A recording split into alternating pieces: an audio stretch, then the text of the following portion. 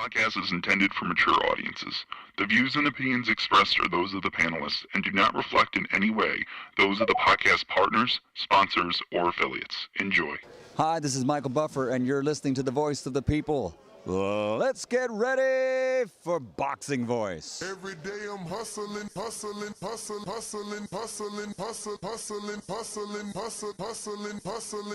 Every day I'm hustling. Every day I'm hustling. Every day I'm hustling. Every day I'm hustling. Every day. You know, I know it's a compliment, but a lot of times people will say, "Man, you box good for a white boy."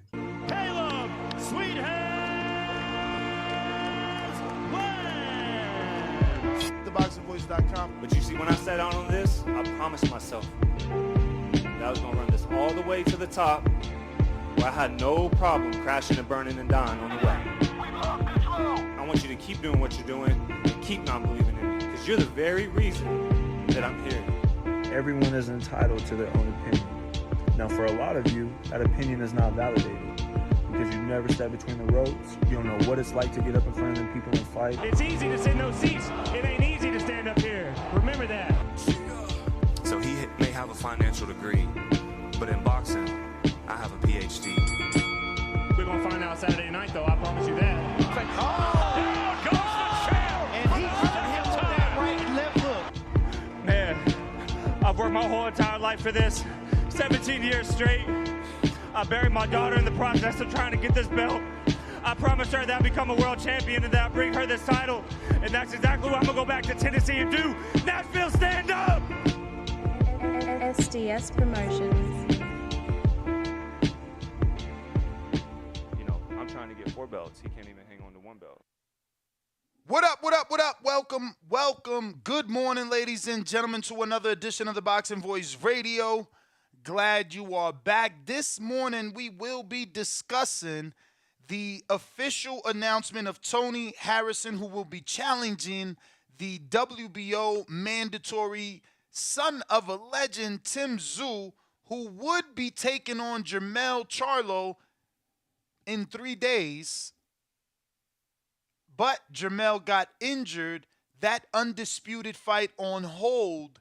And son of a legend, living up to the blood of his father, this dude is taking on a interim title fight that he does not need to take, that can jeopardize the big metaphorical Super Bowl of boxing for him. So my hat goes off to Tszyu.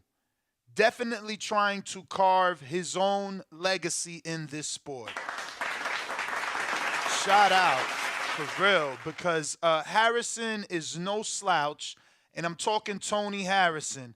Now, Errol Spence Jr., the unified welterweight, has gone on record and said he's willing to bet $10,000 on Tony Harrison to beat Tszyu. And look, that is an easy pick, especially the way Harrison looked in his last fight versus Sergio Garcia. You know, the thing is, I've been watching this sport long enough to remember Willie Nelson versus Harrison when he was undefeated. You know, I mean, you don't even got to go back that far. If you watch the Charlo fights, Harrison does amazing, then something happens. Something happens. I don't know what that is. I've struggled with that to figure it out, thinking, is it his tank? Is it he loses some sort of focus? But something happens. You know, whether we agree or we disagree on what the scorecards might have been on specific or said fights, some of us believe he was winning in those fights until he gets stopped. Is it tank? Is it chin? What is it? I don't know. Does he have a supreme boxing IQ? Yeah. Can he display that whenever he chooses? Probably. But again, the question we all got to ask ourselves, and I'm sure we're all struggling with, is can he do it for 12 rounds? Can he do it for 12? That's really what we're here to discuss, right? Can he do it? And how good is this $10,000 bet on Tony? It is going to be in Australia, so Tony going on the road. So congratulations to him, you know? Not a lot of people go on the road. Shout out Tim Bradley, beat Junior Witter for the WBC in the UK. Shout out Tank for, I think, one of the Walsh guys in the UK. He didn't get to defend his belt because of the scales. That's so many, man. I mean, Bud, he beat Burns over there. You know, shout out the dude Bud beat in Dongo. My man went to Russia to beat Tranowski. I mean, Glenn Johnson, the epitome of road warrior. You know, so Harrison stepping up, man. Shout out Stephen Fulton and Harrison putting on, you know, they big boy pants and stamping that passport. This is a big fight. You know, I spoke to Harrison and Sampson laughed and said Harrison didn't want that smoke with Fundora after his fighter, Alicia Bumgarner, stepped up at the WBC as representation saying that they wanted that. So when I reached out to Harrison, I'm like, champ, you know, the promoter saying you don't want this fight. He like, yo, let him think that. Didn't throw me no bones. But now, you know what I'm saying, replaying that back, you know, he has something up his sleeve. Let him think what he want because, you know, I got something bigger on the table. Fundora is in position at 54 as an interim, but Tszyu is ahead of Fundora. So going the WBC route, it probably, you know, would have gotten him where he needed to be, but at a slower pace. So again, man, credit to both these guys, man. I mean, 2023 is going to be an amazing year. It's going to be shades of 2013. I promise you. I've been saying this for a while off air. I don't know if I've said it on air, but me and Danny have talked about this, and me and someone else, because someone brought it to my attention, like, if all the fights that are said to happen, this year is going to be explosive. Right? Like, it's crazy. This is a fight, first of all, we weren't even considering. Don't get me wrong. On the schedule was the real fight, which was, you know, Tszyu versus Charlo. So I can't complain. If I can't get Charlo Tszyu, Harrison Tszyu is definitely worth doing. Then you got Fulton and Noe. And just so many others. Look, Joshua Franklin just got done. Wilder Ruiz should be done. Usyk Fury should be done. I mean, the list goes on, right? Like, we got Regis with a belt now. So I know Tio and his dad don't sound right, but we don't know what could happen yet. So Regis, Tio, who else is good at, like, I know this year a lot can happen is all I'm saying. It's going to give us shades of 2013 without a doubt. I mean, there's still hope for Crawford and Earl. I'm hearing rumors of Roman Villa versus Jerome Boots Ennis. I tried to hit up because, you know, when I hear a rumor, I don't like to wait. So I hit up Sampson and nothing yet. But he's up, so I'm about to question mark his ass because I'm hearing rumors of that. That's a great welterweight fight. So this year's going to be crazy. This year's going to be crazy for real. Again, if Ruiz doesn't fight Wilder, he's fighting Hrgovic. You know, Jared Anderson hasn't fought. So there's a lot to look forward in this year. I think it's going to be a very exciting and I forgot Haney. How many undisputeds? We got Haney Loma this year. It's like, yo, there's a lot happening this year, man. Good year. Hopefully, I forgot to mention Ryan and Tank. If that happens, this year is one of those years that if everything goes as it's supposed to, huge fight. Back to Regis, I'm praying. I see Regis is really pushing for the Tszyu fight, and I get it. He don't want to be called a bully if he pushes for the Isaac Pitbull Cruz fight, but fuck that. Get that man a shot. He said if you put the belt on the line, he'll take it. Tszyu playing games with his dad talking 35%. Dog, you not the champ. The champ is entitled to his split. Like, if Regis bows down and takes less just to make this fight, I would respect you, but don't do it. Because that's what you earned your position for, so that you can get the bigger split. Move on from Tszyu. Give Isaac Cruz a fight and make 2023 great. Because that would be a great fight, in my opinion. Raw Dog, I get you. He too small. Not my problem. Y'all didn't have a problem when Mikey was too small for Earl. Y'all let that happen. Let Regis and Isaac fight somewhere in Texas for that. Then we got Stenonius and Virgil. They just announced the date of like May now, after Stenonius had the surgery.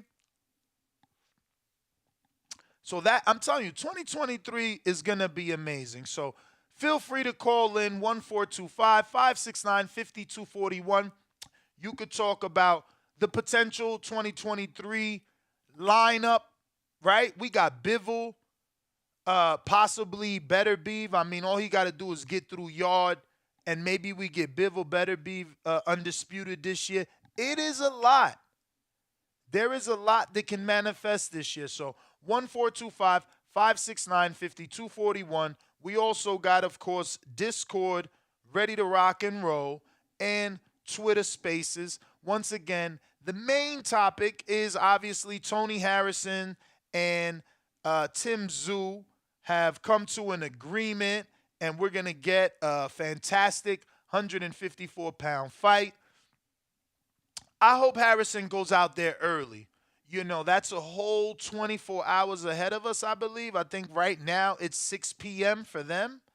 So, or I guess that's 12. I don't know. The point is, he better go out there early. Haney went out there first time to Australia 2 weeks and a half early. That obviously wasn't enough.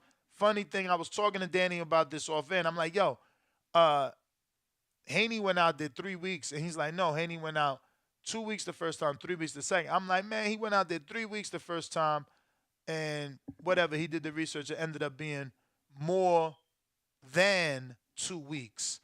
But it showed that the second time he went out there 3 weeks early. So even him, who allegedly thought he was good and the acclamation was nothing, and he went for a run as soon as he touched down, the second time around, though, they gave him more days. So Harrison definitely needs to do that, because Haney's never had questionable performances with stamina and or chin. And that's the issue. We don't know if it's Harrison's chin or stamina. We don't know. You know what I mean? Like, just yesterday, I'm talking to Coach Prentice Brewer, former fighter from Ohio. And obviously we talked about this fight because this was going to be my topic for the day. And he's trained with Willie Nelson. Obviously, them being from Ohio, he knows Willie very well. And I bring up that fight because I was in Connecticut for that fight. I used to travel for Harrison, let me tell you. He know that. He had a fight somewhere in Florida, too. I was there for that shit. Press conference was lit. Was it the Nelson fight? I don't even know. I know he was about to fight somebody at the press conference. Because I was following Harrison before he got signed to Al. I was following Harrison because of Emmanuel Stewart. God bless him and rest in peace. When I first started, Nobody ain't treat me like Emmanuel, man. Emmanuel gave me, man, he treated me like fuck, man. It was crazy, bro. It was about to bring tears to my eyes because he didn't care. You know, he didn't care. I always say the story, like one of my boys, y'all know him on Twitter heavy. His name is Peter Clark. He used to write for us, and it was fucking raining in Atlantic City. And Emmanuel stopped in the rain to take a picture with Peter because, you know, Peter was like, yo, he's with the boxing voice. And that dude, I still got his number in my phone. I couldn't even delete it. Like, he just always answered my call more than anybody. I ain't gonna front. To this day, more than anybody. And, yeah, he put me on his fighter, which was Harrison. Harrison, if you go through his resume, he was a club fighter. But Emmanuel was telling people about him, and he had this crazy power coming up. Like, he had a lot of knockouts. That changed. He became a boxer. And that's obviously because if anybody's watched Emmanuel Stewart and the fighters he's trained and what you've heard him in the corner, he pushes you to go for the knockout. He made Vlad a knockout fighter. He forces you to go for that knockout. So Harrison probably is a natural boxer, but under the hands of Emmanuel Stewart, he was being pushed his hardest to be the best version of himself because that's what television likes is knockouts. You know what I'm saying? Long story short, he signs to Al, and, you know, Emmanuel passes away. So his father was always there. But it's funny, we're going to have to get Harrison on to get that story, man, because I wonder was his father always there? Or was, you know, did his father step in after the passing? Oh, look at Talk Trends. He said, old Harrison interviews was nice on TVB. Yo, I told him that the other day, you know, and then he like, all right, I'm going to fly out. And then he like, nah, won't y'all come out? So then Danny Super got excited, and we like, all right, we're going to come out. And then he like, nah, I'm going to fly out. And then he went dead. But now we see why. He had this news. They can't even say nothing. Look, Shadasia Green didn't even leak to me that she was signing motherfucking MVP promotions. Meanwhile, I'm fishing. I'm kind of tight. They just announced it right now. I'm like, you know, they text me, but it's like, man, you could have been told me that shit. I'd have not said nothing. Like, tell me, I've been banging that drum for fucking almost 5 years now. Fuck, it got to be like 5. I think 16 or 7. I'm going to actually check how long I've been interviewing her, trying to fucking put her on, man. And I'm tight. I should have been known. I'm happy because I do think Jake Paul is a great place for her to go. You know, he's doing great with Amanda, and Amanda Serrano being there helps Shadasia because they know each other well. And, you know, hopefully she gets what she deserves, man. She's been working for a minute, but I can't front and say I wasn't fucking tight. I wish I'd have known a while ago that it was MVP, man. For real. Again, shout out to Jake Paul, man. I'm so happy that I was never against this man getting into the sport. He continues to do his thing and help fighters. This is now his 4th fighter that he signed. You know, it's going to be easier for him to get her fights because obviously, you know, she is a female. She's already in the WBC rankings as the, not interim, but I think she's the silver, but she's also the number 1. But she is fighting a common opponent with Franchon Cruz de Zern. Is going to be on the Amanda Serrano card on February, I believe, the 4th. And, yeah, she's fighting Aline Sedarus. So that's a common opponent, man. I'm about to pull up, but I'm pretty sure Sedarus has fought pretty much everybody, right? So, and also let me screen share this because I know not everybody knows her. And, you know, Still got to promote. Still got to put that face out there. Because I've been telling y'all, this is going to be our generation's and Wolf, but not just power. Like, this girl could box. She could box. Remember, I told you about that double left hook. You seen Keller Plant do that? She do that. Been doing that. Now, I'm going to tell you right now, because I know it's people going to be like, Ness, you was souping this girl up. Tell you right now, Alejandra Jimenez style, Margarito style might be her kryptonite. You know, she fought that girl, Hernandez. She got the win. I was there live. It was early in her career, so it's a learning experience. And moving forward, she probably knows how to handle that style. But like the Tony Harrison, Willie Nelson fight, it's in my mind. I seen that. And I seen that style gave her a little bit of fist. Why? Because, you know, pretty fighters like to be pretty. So when the Mexican is ba ba ba ba ba ba, they shoulder rollings, you know, sweet pea in it, and you ain't scoring. You know what I'm saying? Because the person is hitting you, they scoring. But Shadasia places them crazy well. Again, that left, that uppercut is y'all gonna see. Footwork, you know, defense. She is the total package, and I am super excited for her. The power is real, and you know, she had her debut her last fight out and got a knockout over a girl that wasn't stopped, you know, proving that the power is real. I mean, my money is on her. I know that there's other proven women out here, but I know who she sparred. She sparred Derevyanchenko. She sparred my man that is in jail for the racketeering. What's his name? Fuck. Kalides, the dude that totally fucked up totally fucked up Antoine Douglas. Kate Karoma's fighter. Nobody don't talk about that. And they probably gonna send me DMs just because I said that. But yeah, you know, that dude finished Douglas' career. She sparred with him all the time. Marcus Brown, she sparred with him. Hakeem Nurse, she sparred with him.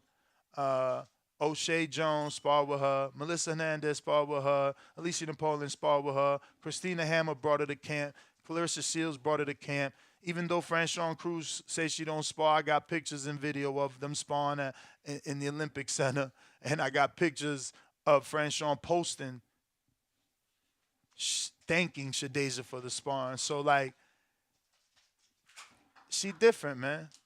She on that. She sparred Boots. I mean, she on that different. We gonna see though, because sometimes, you know, what's that? You know, there's sayings before I became part of boxing. There was a saying in boxing that gym fighters, you know, they leave it in the gym. Sparring partner mentality. So we'll see. You know, the other phrase is, can they do it when the lights get cut on and all that shit, or under the lights, then the, you know, et cetera, et cetera, et cetera. Danny fucking his mic right now. But feel free to call in. I see plenty of callers on Blog Talk. You do have to press 1. That's his name, Kurt Sides. That dude was an animal. You know, I'm telling you, the list go on. That other girl, she sparred Kasha Elliott's sister. So that's why. Okay. Well, first of all, good morning, champ. Yeah, you ain't hear me. I'm like, Curside? Oh, I ain't hear you. No. Yeah, you said that white guy. That's what I thought I heard. Yeah, no. Yeah, but I definitely said the white guy, but it came to me like 30 seconds later. I'm like, oh, Curside. Yeah. But so it's Curside? Because it's E at the end. Okay. I think. Bro. I ain't gonna lie to you, bro. What's up? Rough morning? Yeah, I forgot to turn on my alarm. No biggie. Shit happens. Yo, but yeah, bro. You ain't wear jeans in a minute. You might need a new co-host, bro. I ain't gonna lie to you. Oh, shit. I'm gonna tell you in front of the people, bro, because I got the parlay that's gonna put me in retirement. Oh, shit. Like, I got a parlay that's gonna put me in retirement. I'm talking about, we was at the gym yesterday. I'm telling people of this parlay, and we like, bro, even if we do this, I mean, it's a 6-figure parlay. It's a 6-figure parlay. I mean, And it's including, one of the names you've been speaking on in today's show so yeah, far. but you gotta try to find that and put that together. It's like, and then you gotta see what's your max bet. Oh, yeah, I mean, I'm talking, for the people that have it, some people was Yeah, but talking- you don't know. That's what I'm saying. Like, the site might be $1,000 max bet. Then what? Nah, ain't no way. FanDuel ain't going for no 1,000. You don't know. It all depends on. Remember, it all depends on the odds. They not stupid. I'm just saying. Nah, bro. We'll see. My man just posted a ticket. He got 8,500 to win like 130. Oh yeah, but that's normal. You talking retirement, bro? Like, I'm thinking you talking some bigger shit than what Floyd doing. Bro, I'm talking retirement because now if we put 50, if we put, bro, 10, I don't know what the shit gonna pay out truthfully because it's only a 5-way parlay, but it's the best parlay. And for you, it's the best round robin. It's actually not the listen, best. Yeah, listen, round robin, it's for you, it's the best round robin you've ever in your life heard No, of. And I'm gonna be honest with you. But are you mixing sports? Because I lose interest. I am not mixing Okay, sports. I am okay. not mixing sports. I am not mixing sports. I'm gonna be so honest with you. I even thought I might do one check round robin and then like. Damn, he said check. Yeah, no. I'm talking, bro. This is for sure. But it's not. You Brother. got Harrison in the parlay. Why you giving out the parlay? Because I gotta bring you the reality. I've been talking about it all morning. How do you know he ain't getting knocked out? How do you know he not getting tired? got power. Who ain't got power? Tszyu ain't got power like You're that. crazy. Bro, he fought Terrell Gausha. Uh-huh. Couldn't really do nothing with him, bro. And neither could Lubin, who came up with the stigma of power. He got signed to Tyson. Everybody thought he had power. That was his thing. Did Lubin knock out Terrell Gausha? No. Gausha ain't no fucking bum. Nah, I mean, motherfuckers knew though. Knew what? Bro, like, yeah, Hammer got power, but bro, Jack and Sledge ain't Jack getting no and knockout. Sledge, I'm just saying, bro. As a guy in the sport, I knew that's a boxing match. I knew that was a boxing match. Come on, man. Bro, I don't know if you know the story of Terrell Gausha. A lot of dudes, they try to play Gausha because maybe his look, because he got cleaned up. But, like, dude is from the legit streets. Like, they had to get him from the corner to take him to the gym. Like, his teammates. Axe around. Like, he cleaned up. Boxing cleaned him up, and his wife, he ain't no slouch, man. He might not have no power, but he not afraid to fight nobody, and he's a tough fight. He's a tough fight. Who stopped? I'm about to Google him because you got me like, who stopped Terrell Gausha for this dude to say that Tszyu ain't got power because he couldn't stop him? Bro, I ain't say he ain't stop him. I said he couldn't do nothing with him. But what did Lubin do? That's a common opponent. Bro, we talking I thought about this Lubin, shit. didn't Lubin get dropped? I'm going to look up Terrell Gausha. Give me a minute. Nah. I mean, we honestly could stop because I don't even know why you did that. You over Did here what? talking some Look crazy how tight shit. it was. 113, 115. Another scorecard, 112, 116, which is, damn near 115, 113. But that's what, 8-4, 116, 112? And then the other one, damn, that was crazy. 118? That was crazy. I don't see no knockdowns on BoxRec. But Laura put Gausha down in the fourth, but no one stopped him. And look at his losses, bro. So what fight? Lets you know that that Tim. Yeah, that's what you said. Tim Tszyu is a knockout. That he got power. Okay, yeah. Yeah, because having power and being a knockout puncher is two different things. So what fight makes you believe that though? I mean, his knockout ratio to start, looks to me like he knocked out Steve Sparks that Montana Love that couldn't knock out. Knocked out Dennis Hogan that other people went a lot of rounds with. Knocked out Jeff Horn. And these are a lot of common opponents. Like, Inoue, he didn't knock out, which I thought he would knock out. Takashi, ain't that? Let me make sure this is the one that fought Guerrero, right? Oh, this is the one that fought Jaime. And Jaime didn't knock him out. You know, Jaime a machine gun throwing punches. So you got to respect Tszyu, bro. Y'all tripping. But that's not, that's not the problem. What's the problem? Because Tony Harrison is lost, you saying he only going to lose to a puncher? Or I'm because like all three of his losses is by knockout. Well, I told you I'm done talking about it because you done already spilled the beans. You know what I'm saying? Talking too much. On one leg of your parlay. Matter, champ. Man, get out of here, bro. Get out of here. Bro, I gotta bring you to reality. It's not a for sure. Like I was. No, ain't shit for sure. Champ. That's why it's a fucking bet. I'm just saying, bro. That's crazy. Let me tell you, Tony is like. Not even being funny, Tony is a level or two above Tim. Absolutely. The thing with Tony is Tony just need to stay disciplined and not get bored. If Tony could do that, it's an easy fight. But that's the danger. Yeah. Don't sell a parlay that is fucking 100%. I'm not selling the parlay. You giving it away. No, I ain't give up nothing. All I'm saying, bro, you is selling it. You talking about I'm retiring. You talking about 6 figures. It's gonna be a 6-figure parlay. Bro, you think if you bet big, you're not gonna win big? Bruh, so we gotta do film studies, bruh. Jarrett Hurd, you know? Again, when a dude is resilient, it gets a little difficult. All right, well, you bet Tim Tszyu, I'm betting Tony Harrison. I never said I'm betting. You bet Tim Tszyu, I'm betting Tony Harrison, all right? Okay. All right. I never said I'm betting Tim Tszyu, but I'm certainly, you know, considering every angle of this fight. It's not as easy as Errol Spence betting 10,000 and Danny betting 2 checks. I mean, I don't think they are factoring in Willie Nelson, Jarrett Hurd. Forget about Jermell Charlo. He's elite. But Jarrett Hurd, just like Harrison, started club level. Wasn't supposed to be here. Jarrett Hurd was considered the puncher. Certainly not the boxer. If anything, he's boxer puncher. So the boxer in Harrison should have won there. We have to consider, is it the conditioning or is it the chin? Is all I'm saying.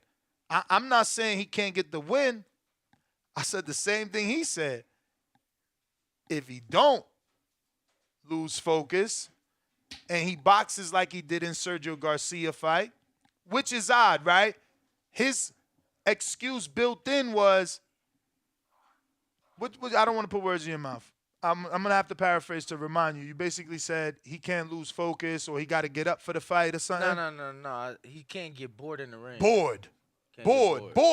I'm glad you used the right word. Bored. Bruh, did you get bored for Jarrett Hurd or would you get bored for Sergio Garcia? Would you get bored for Jermell Charlo or would you get bored for Sergio Garcia? Would you get bored for Willie Nelson, who's known? Or would you get bored for Sergio Garcia that isn't fucking known? So again, that's a fake excuse. Because when it was Sergio Garcia, you didn't get bored. Nobody fucking knows him, and you beat the shit out of him. So what are we saying? That you got bored in the bigger name fights? No, we can't make that excuse for him. We need to figure out what's going on and how he gets the win. But we can't make excuses. It's crazy. Fucking get bored. So you don't get bored with Sergio, but you get bored with Jarrett? Nah, bro, it's something different. Is it the tank?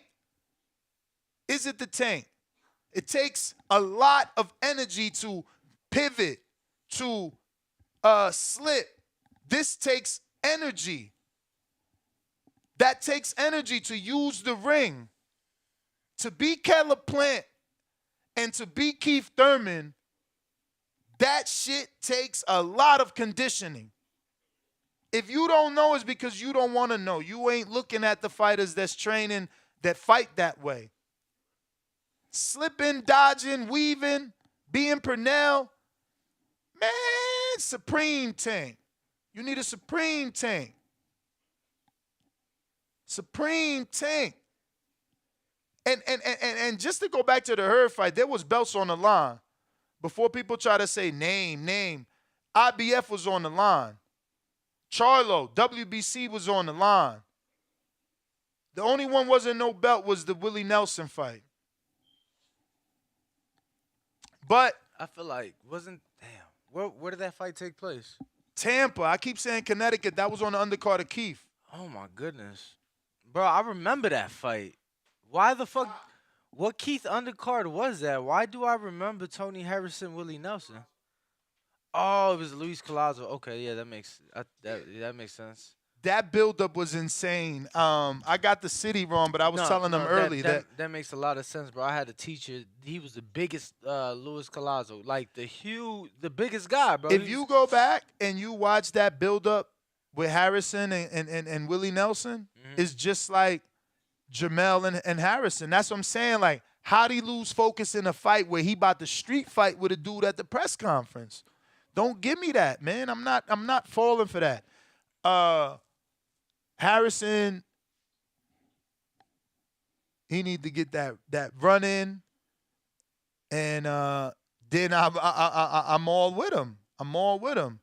Definitely conditioning though.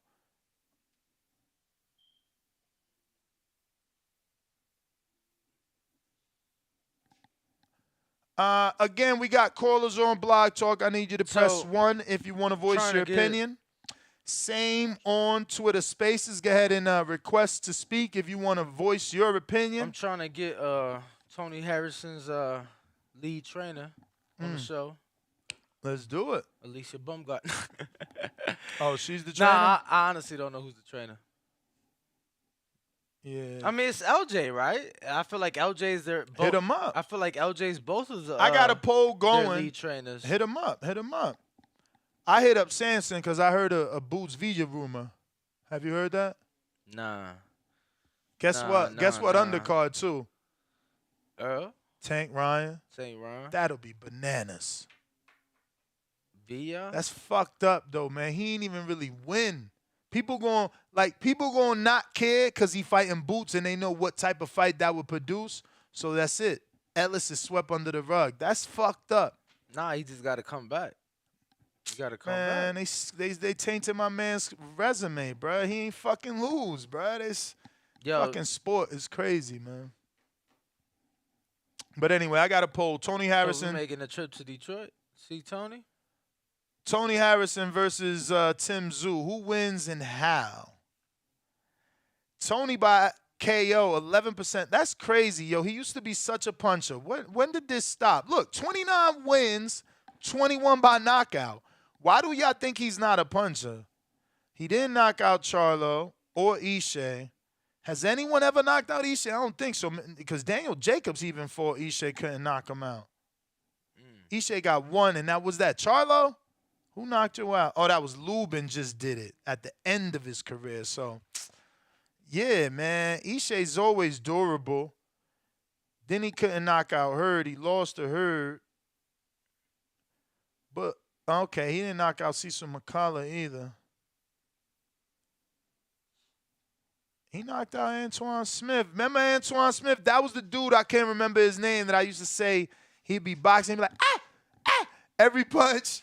That was him, yo. Antoine Smith. Damn, yo. Yo, Tyrone Brunson, Bronco McCart, Jesus Christ, Grady Brewer. Shout out to fucking Tony, man. I'm telling y'all, he came up the hard way, bruh. Look, he fought Grady Brewer in Detroit. Bronco McCart in Detroit. Tyrone Brunson in Little Creek Casino. These are names, too, like, you know, vets. That's what I'm telling you, man. Manuel was invested. Look at all those names he got him. Bro, so Kevin Newman in the gym yesterday. Oh, he's back. He's back. Oh, what gym? Top Rank? Yeah. Okay. And what, he got a fight? Nah, he just working with Champ. Sparring him. Nah, Oh. just you know, Working being with 'em, there. working Yeah, with yeah. They came up together in the Yeah, yeah, yeah, amateurs yeah. and just wanting to be there, alongside getting that working. But you know, he had a lot to say over this weekend's fight. Which fight? I mean, the one that he was in camp for, the Eubank one. Okay, what, he thinks it is an elbow or no? I mean, I guess some shit happened. I'll tell you, you Huh. know. But bro, it is interesting how he instantly was like, "Yo," because there was criticism like, "Yo, Roy trying to get y'all to fight like him." He's like, "Nah, that ain't it. That's the opposite of what he wants, and that's the problem. People don't listen, and people But he don't listen either, because he be looking like Roy. nah." But Kevin been fighting like that, absolutely, with his hands down low like that. Oh, I mean, yeah. the mannerisms, bro. He do the mannerisms. You've been in the gym with him more than I have. I mean, he sparred me, No, I and know, I've we- watched him spar. yeah, we I talked watched him about it. shadow box. He does those mannerisms. Yeah, we talked about it about you. You know, you all sparring yesterday. Oh shit. No, no, no, no. He was I was like, yeah. Ness said he couldn't touch you. He's like, the fuck? Why would he touch me? And I'm like, damn, Champ. So he can't land a punch on you? Like, you know how slick I am? I'm like, damn, Champ. He like, nah. Yeah, we was working. He was like, yeah, we was Nah, definitely that working. shit was hard. Yeah. That shit was hard. Yeah, shout out to So he working with Amari? This is embarrassing. What? You tell me to save numbers. Oh man. I don't even know what you're talking about. Yeah, man, I'm trying to get somebody. You said who? Is he working with Amari? Who is? Kevin. No. That's funny. Who's a fighter that Well- was a former heavyweight that has two sons that are professional athletes, one for the Raiders and one for the Lakers? Who is a former heavyweight that got? This isn't trivia. I just don't know. He was talking to me all yesterday, and I don't know. And he's like, yo, you got to get my sons on the show. One play for the Lakers and another play for the Raiders. And he's a heavyweight champ. Tall. I thought I was tall. Jesus. He's tall as fuck. I can't remember He his name. said his son currently plays for the Lakers. One plays basketball. One definitely plays for the Raiders. Brown? Is there somebody Brown? Let me Is his last name Brown? I'm gonna have to ask Bones, because Bones introduced me to him yesterday. hold on. It wasn't cause you know the dude in there. Nah, but never mind. He ain't. Yeah, it's a dude in there. Don't his son play for the Celtics though? Jalen Brown. That's him. What's the other son for the Raiders? I never knew. Another Brown. Nah, I never knew there was another one. I've never heard. Yeah, of another bro. one. That's imagine that. I just wanted to bring. Imagine that. Like, Floyd is great, but like, are both his sons about to be professional athletes? Like, that's amazing. Like, look at Foreman. Like, his sons. I don't know that I think one took up boxing but didn't go far. Like, they became like, businessmen. Yeah, I mean, I think one of them still kind of like. I don't know if he boxes just to train, but I mean, look at Chavez. His son. He's mad at him and shit in certain interviews. oh shit. So Quentin Brown. So his brother. If this is the same guy, I don't know. It looks He like played for the Raiders. I mean, that's not what. Maybe we talking about different people, bro. I don't know. Neither here nor there. Yo, this is wicked.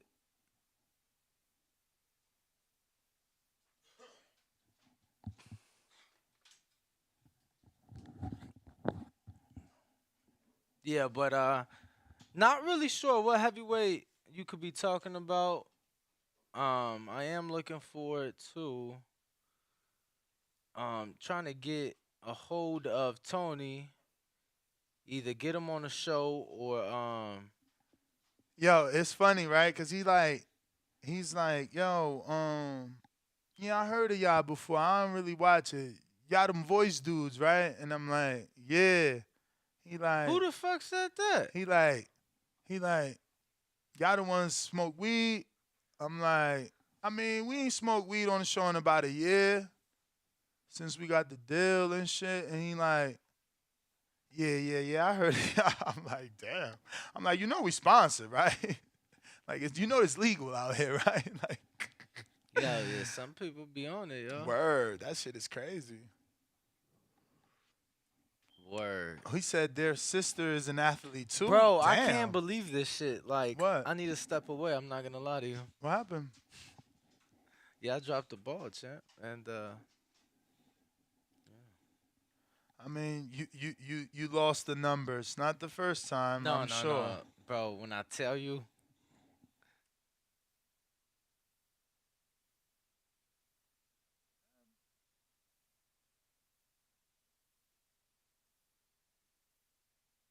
You lost it. I Ain't no lost- biggie. I Ain't no lost- biggie, man. I lost my phone. But if you're watching this on YouTube, don't forget to go ahead and subscribe. I think I need only like, 10, 20 more people to get to that next goal. Let me see if we can go ahead and ring the Bro, alarm. yeah, that's definitely Marcellus Brown. Yo, that's your boy's partner. That's his business partner. Who? The dude that's always at I need Bones. 14. Look. Listen to me. Dude always at Bones, right? You know what I'm talking about? Yeah, that's his business partner. Yeah. What's his name, What's though? happening, Holmes? What's his name? Yeah, Robert. No, I know his name. Marcellus. The And father. The father. He was a champ? I don't know that he was a champ. He was a fighter, though. Marcellus Brown. Marcellus Brown. Yeah. Shout out to him. He is so tall. Like, very tall. Yeah, and That shit was crazy. I'm like, what the fuck? yeah, son played for Because the- I was around he said Fury, he played for and the I don't Celtics. remember it like that. My man is tall. You know the thing with Fury is that he'd be hunchback, so he'd be like, excuse me. So it's like, bro, same thing with Wilder. Like a lot of time they crouched over, and it's like, bro, I got a picture with Wilder, but we look to be like this. I'm saying he barely, and I'm looking at it like, damn. But you know he all hunched over and shit. Bro, I gotta double back, bro. There is a full squad of protection out for Inoue. Like, they're clowning us for questioning why he didn't fight the Great Four. It's insane. They're like, oh, these hosts are so, they don't know anything. How they host the boxing show? Isn't Inoue's resume on BoxRec? And it's like, bro, BoxRec doesn't tell you why he didn't fight Chocolatito, Kit Kat, Estrada. Like, BoxRec don't say that, man. And none of y'all Inoue fans do a good job of telling us why he didn't fight them. It's so funny that in this sport, the same excuse that someone uses can be an excuse. It could be laughed at in someone else's shoes. You know what I'm saying? Like Inoue, they say, oh, well, he was young. So his team probably ain't want him to fight those dudes. And that's okay. Because, look, he's a monster now. Oh, shit, don't that sound like the story of Tank? He was young, and his team ain't want him to fight Loma, and he's a fucking monster now. But the excuse isn't the same for Tank. But cool, then you go back to Inoue, and they're like, well, he wasn't the money guy. So he couldn't get those fights. Everybody was going the WBC route because Roman was the money, blah, blah, blah, blah. Oh, shit. Ain't that the story of Andre? Horrible fighter. Ain't nobody protecting his ass and got a campaign for Andre. I swear, it's hilarious. You guys could call me whatever you want, but just know that I'm telling you the truth. The fans of man will always fall. These dudes are fans of man. At the end of the day, they mad at us for telling you that the biggest name on his resume is fucking Donaire. They're upset at that. They are upset at that. That sounds like the Bud Crawford fans back in the day when we used to say the biggest name on his resume was Gamboa. You dudes hate that your favorite fighter makes it hard for you to protect him, man. Hilarious. You know, and here's another excuse. Look at this weirdo. Oh, and Nue's undisputed. Talk that. But when Devin's undisputed, what do they say? Who the fuck is Cambosos? But if I say who the fuck is It's Paul Paul Butler, Butler. I'm a hater. Word is born. But I love being the one to fucking take your words and spit them back at you, man. Because it's fucking fun. It's so fun. You dudes are terrible, man.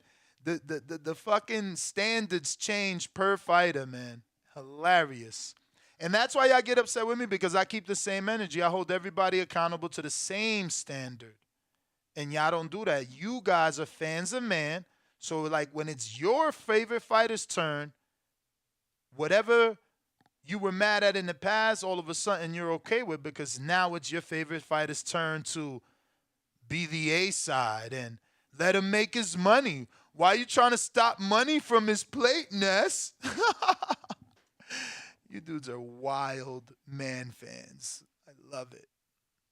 But we do got a caller in, what is that? 312 is Chicago. Let me tell you something, Nuss. Yo. You remember I was telling you that What were you sometimes telling me? not safe money is the best money? Yeah. And so I was speaking to a professional gambler. Uh-oh. They told me, yo, if you bet $100 and you're winning $50 back, that is a great bet. Okay. So, you know, we got to start taking advantages on some of these minus 200s, minus 250s, Ness. For sure, for sure. Big betting show tomorrow, though, covering the fights. Actually, it's only one fight this weekend, huh? No, there's a lot of fights scattered, so, you know, we can definitely take advantage on, you know, a long play, parlay. Not long play, because it'll all be this week, but definitely on some parlays. Like, don't forget that Valine is fighting. Otto, I'm going to pull it up. Is that on the line? I'm sure. That shit's in Windham, New Hampshire. Yeah, I'm sure, though. It's his name. Oh, shit. What? Yo, so people reached out to me. Whose people? Those people. Okay. Yo, how do I get to your man's schedule, bro? It's fucking bullshit. They don't even have shit. I'm on it right now. What do you need? Just gonna go through the fights, because there's a lot. I was just looking at the schedule. There is a lot. I mean, this week. Nah, it's just Better Beef Yard, right? Bro, there's fights today. Cesar Francis is fighting today, or he fought yesterday. Did I miss it? You're tripping, man. Oh, no, that is today, yeah. Caesar. Where's the fucking link? Yeah, Cesar Francis versus Jesus Sarrocho. 10 rounds in the junior welterweight division, 140 pounds, and that's in Plant City. That's a Pro Box TV main event. Fuck. So shout out to Caesar, and best of luck to him. Then you got what the fuck is this guy's name? Bohachuk? Bohachuk, yeah. He's fighting Nathan Gallimore. This is Gennadi's old promoter. Oh yes, I did Tom see Lawfer. that. No, I did see that. It's a Tom Lawfer yes. fighter. That's the main event. Yes, Bohachuk and Nate Gallimore. I did see that. And there's like some sort of like US, NA, BC, 1, 2, and I 3. thought you was gonna be talking about these flyweights, since you a flyweight. Are they flyweights to speak on? What do you mean? What do you That's mean? how they get known, is by you speaking on them. They undefeated. Yeah, champ. No, they not. Exactly. You don't even know what you're talking about. Not Junto Natakani is. Yo, shout out to my boy Tut. Keep your standards high. Yo. Shout out to Tut, man. You know it's all love with us, brother, Yeah. and we appreciate you. Shout out Houston. We Is always appreciate love, you man. the long way. And, yeah, keep your standards high, guys. Acronym for Kush. Yo, So Junto Natakani, that's the brother Natakani. What Nakata? The one that fought Core? Nakatani, the one that fought everybody. I mean, I think is the brother. I'm totally lying. He's got 75% knockout ratio, though. And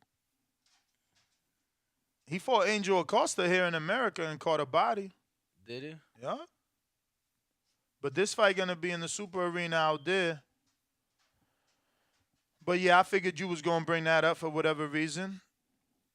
You know, just assuming. But once again, Otto Wallin versus Helaman Ogun, and it's an 8-round heavyweight attraction. Bro, first of all, we do need to talk about that. What up?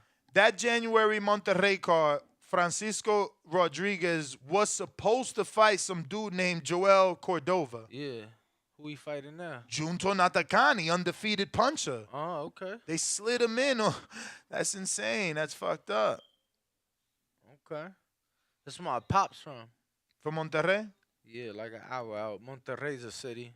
Then you got Oda Wallin taking on Helaman, whoever the hell he's fighting. Then you got Better Beef card. And you also got a card in Inglewood on the zone with Alexis Rocha. He's taking on the Joe DeGuardia last-minute replacement, George Ashish. Floyd Schofield's on that undercard. Like, that's what I'm saying. There's a lot of fights. You tripping hard. I mean, I'm not trying to be that guy, brother, but 2 of the cards you just mentioned, the main event fell out like the week of, and they're facing last-minute replacement. Yeah. Alexis Rocha fell out. Who was his original opponent? Anthony. Oh my God, Anthony Young. Anthony Young. See, that was a really good fight. You know, and I'm not shitting on Alexis. That was things out of his control. But then, obviously, the Monterrey card, another card that main event fell out. We wasn't even tuned in. But something to keep an eye on. Something to keep an eye on for sure. And if you are tuned in, over 600 of you are right now. Smash that like button. Make sure you are subscribed. I see 522 votes right now. 53% of the public say Tony Harrison by decision. 24% say Tim Tszyu by KO. 12% say Tim Tszyu by decision. And only 11% are saying Tony Harrison by KO. So let's see.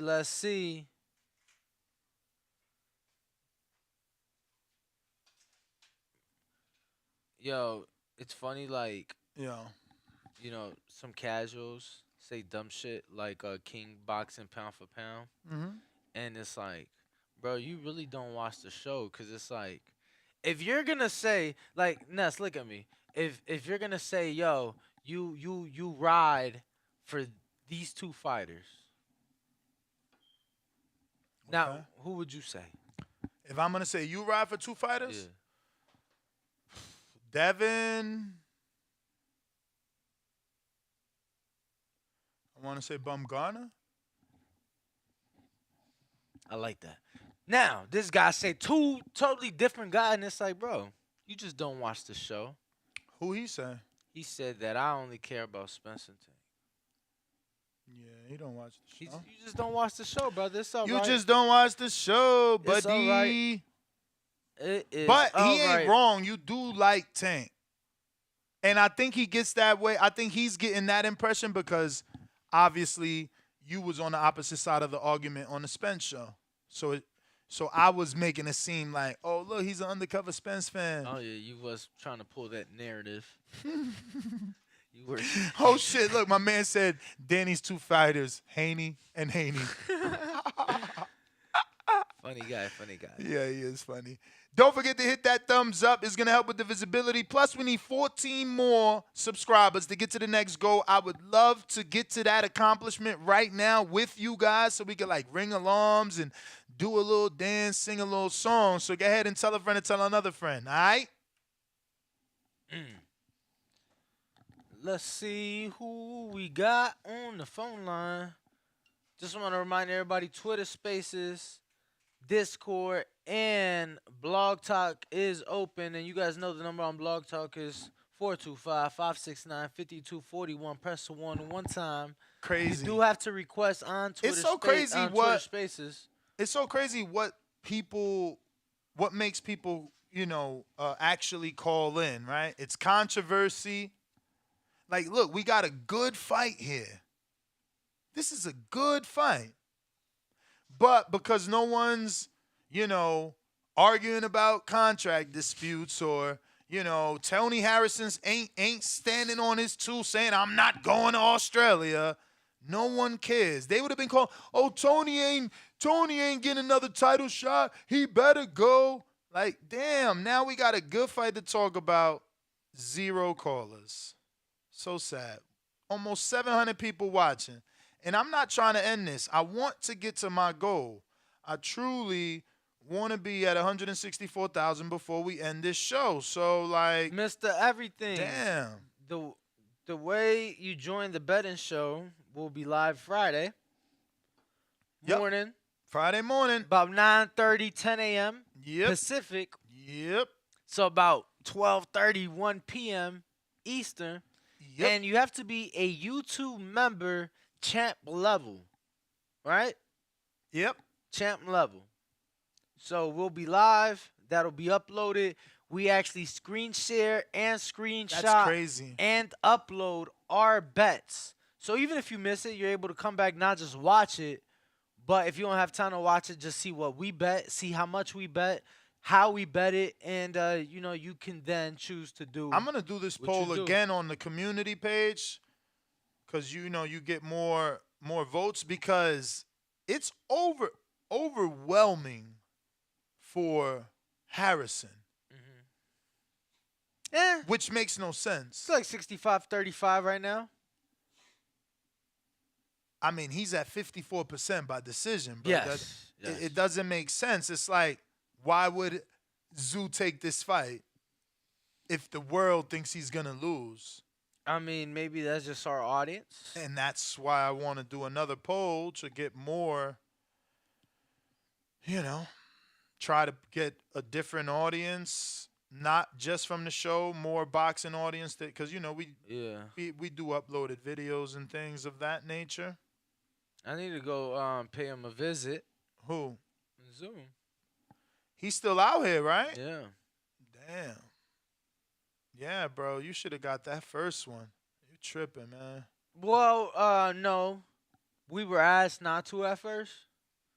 Given who he's sparring, just trying to give him time to adjust and get used to it, I guess.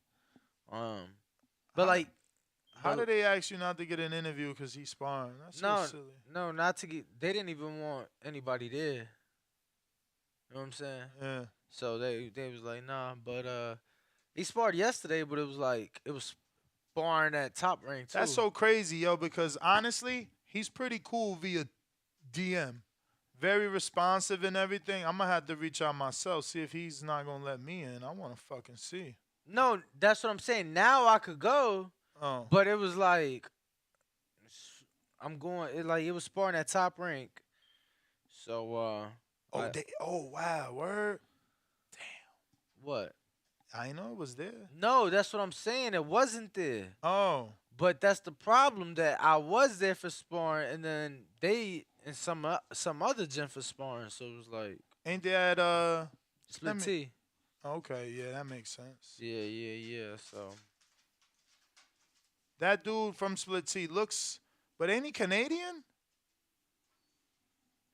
He's Canadian, right? Yes. Yep. Sure. All right, so I did the same poll on the community page, which they let you add 5 options, so I am putting the draw. Okay. Yeah. So let's see here. We got a couple callers on Discord. Looks like Jack the Artist. What's up? Damn, look at all them callers on Blog Talk. When that happened? Word, that just popped up. Shout out. Holy shit. Jack the Artist. Yo, can you hear me? Perfect. Yo, this gonna be easy work for. Matter of fact, good morning. I just got off work, so Let me Shout say my out to good you, morning. man. Shout out to you for working that third shift. You know, but this easy work. If we as long as we don't get Tony Harrison from the Bryant Perella, if we get Jamar Charlo 1, Charlo 2, this UD he just got, it's Bro, easy work. no. See? No. See? I He need- not sure. He not sure See, which and Tony I you disagree, get. and it's like I want Tony Charlo 2 first, like 6, 7 rounds. Look at that. Cause then he got bored, and then that's when How you get bored with a fucking unification Bro, fight he or got title bored. fight? I He don't got get bored. it, He bro. stopped He got the he won the title. Charlo 1. He got the title. Charlo 2. I don't know. I don't know if he got bored like you saying, or he got hit with some good shots. But that, in my opinion, he won Charlo 2. He was up on the cards until he got knocked out. In my opinion. I feel like a lot of people feel that way. Not CYP. Brian Perella, he got the draw. Maybe it was the layoff. I'm not sure, but this UD he just got, in my opinion, he showed out. He stuck to that jab, stuck it in his face. And he been in the if gym, he can do that yo. with you, He been in the gym. He been sharp. He been sharp. Man, he said y'all not catching me lacking. He only about 10 pounds off right now. So. Okay, that's good news then. Yeah. That's good news. So that's my call, man. Y'all keep it going. But yeah, like I said, that's easy work for my man Tony Harrison. And he gonna make the press conference right. If y'all know Charlo 2 press conference, they had a couple because the injury. So they had maybe 4 press conferences. All of them was lit. So let's make sure we tune in for the press conferences. Appreciate y'all. Very true. Appreciate you, champ. Appreciate you. We got a lot of callers on Blog Talk, so we are going to those that have pressed 1. If you feel you've already pressed 1, don't do it again. We're coming to you. If you haven't, you know what to do so that we can go to you. We're going to the 419. This is Rafael. What up, Ohio? What's up, man? How y'all doing this morning? All right. The guy who just called in, he was right. That's what I had. I had Tony Harrison winning that fight before he got knocked out. When he fought Willie Nelson, I seen that live too. He was. It really doesn't have nothing to do with it. To me, it doesn't have nothing to do with his stamina. It's his chin. You can rock his jaw and he's down. Now, in regards to you guys saying he got bored during the Danny said the second Charlo fight. Oh, okay. I don't know nothing about that. I just thought he lost that fight because of his chin, because he was up on those scars on those cards. He's a good fighter. He's I'm from Detroit also, and he's good. He's just chin problem. I remember to answer your question, I remember seeing his dad at all his fights when Emmanuel Stewart was the trainer. He just he was in the background because it was Emmanuel. I would like to touch on a point of the Inu, the monster. What you guys were saying about how he didn't fight the Fabulous Four, Chocolatito and those guys. Can I address that? Go for it. Now it's like when they were in their prime fighting, and then he was just coming up. He was so why would you fight a fighter who was just coming up? It was sort of like when Cotto and Floyd, when Define as Floyd just coming up, moved like to he was a 146. world champion. But weren't those guys already established when they were fighting? And then you had just won the belt. He hadn't been like. So I'm not giving an excuse, but like some of your callers were saying, he was real young. So you I'm are not giving saying that. I'm the saying you giving the Mayweather excuse about Tank. No, I don't know what the Mayweather excuse is. What you I'm mean? just He saying said I Tank was felt too that young for Loma. He said Tank was too young for Loma. Loma's old. Tank got time. That's what y'all keep saying about Inoue. That's why y'all saying he didn't fight those dudes. He was too young. Nah, is it that's what I'm trying that? to say. I'm trying to put it more in like when Cotto was coming up and Floyd was fighting, and you know everybody said, well, why didn't he fight Cotto when Cotto was at 140 before he got knocked out by Margarito? Floyd was already in his prime. You know, he was championship fights all day back then. He had no need to fight Cotto. It was about Cotto going up to 147. I mean, I don't know. People were not happy that they didn't fight at 47. It was a good fight at 54, Yeah, though. you're right. Yeah. That was when they both were established champions. That was, you know what I mean. But Cotto, he was a known fighter, but he was not established as Floyd. Floyd was looking for the big money. After he fought that Oscar fight, that's all he wanted is pay-per-view bouts, and that's what he got. You know what I mean? And everybody tries to be like Floyd, but you know you got to put in the hard work. Everybody don't put in the hard work like Floyd. But I think Fulton and the Ningyu, that's going to be the fight of the year. And with in regards to back to Harrison, he has all the tools of a great fighter, but no chin. That's all. That's all I'm gonna say. Damn. Thank you for having me. Thank you. 7 foot. No wonder I thought he was so tall, Danny. Damn, 7 foot. Holy shit. No, I mean I've met him and shit. I just didn't.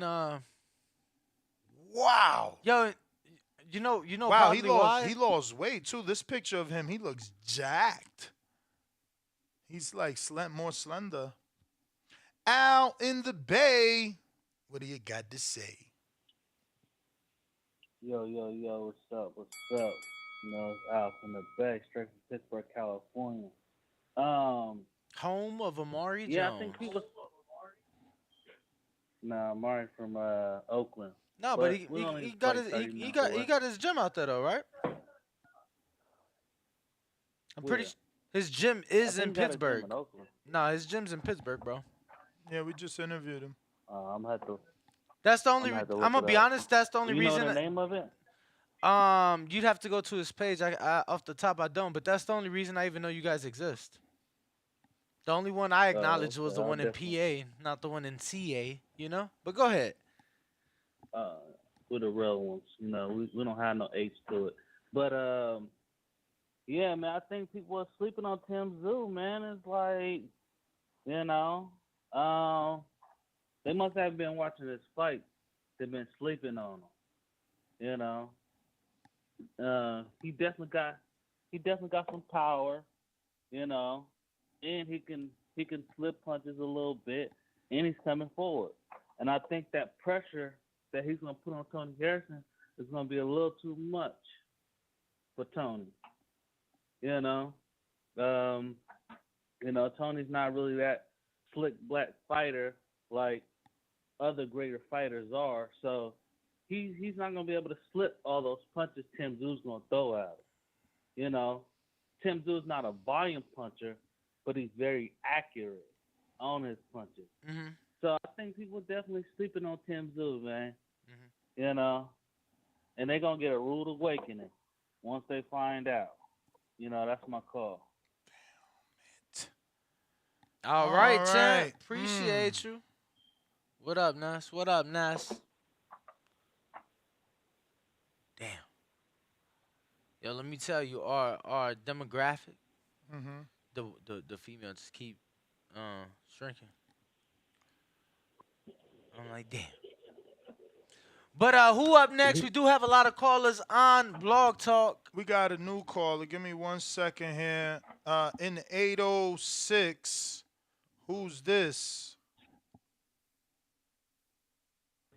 Hello? Yes, sir, in 806. Yeah, man.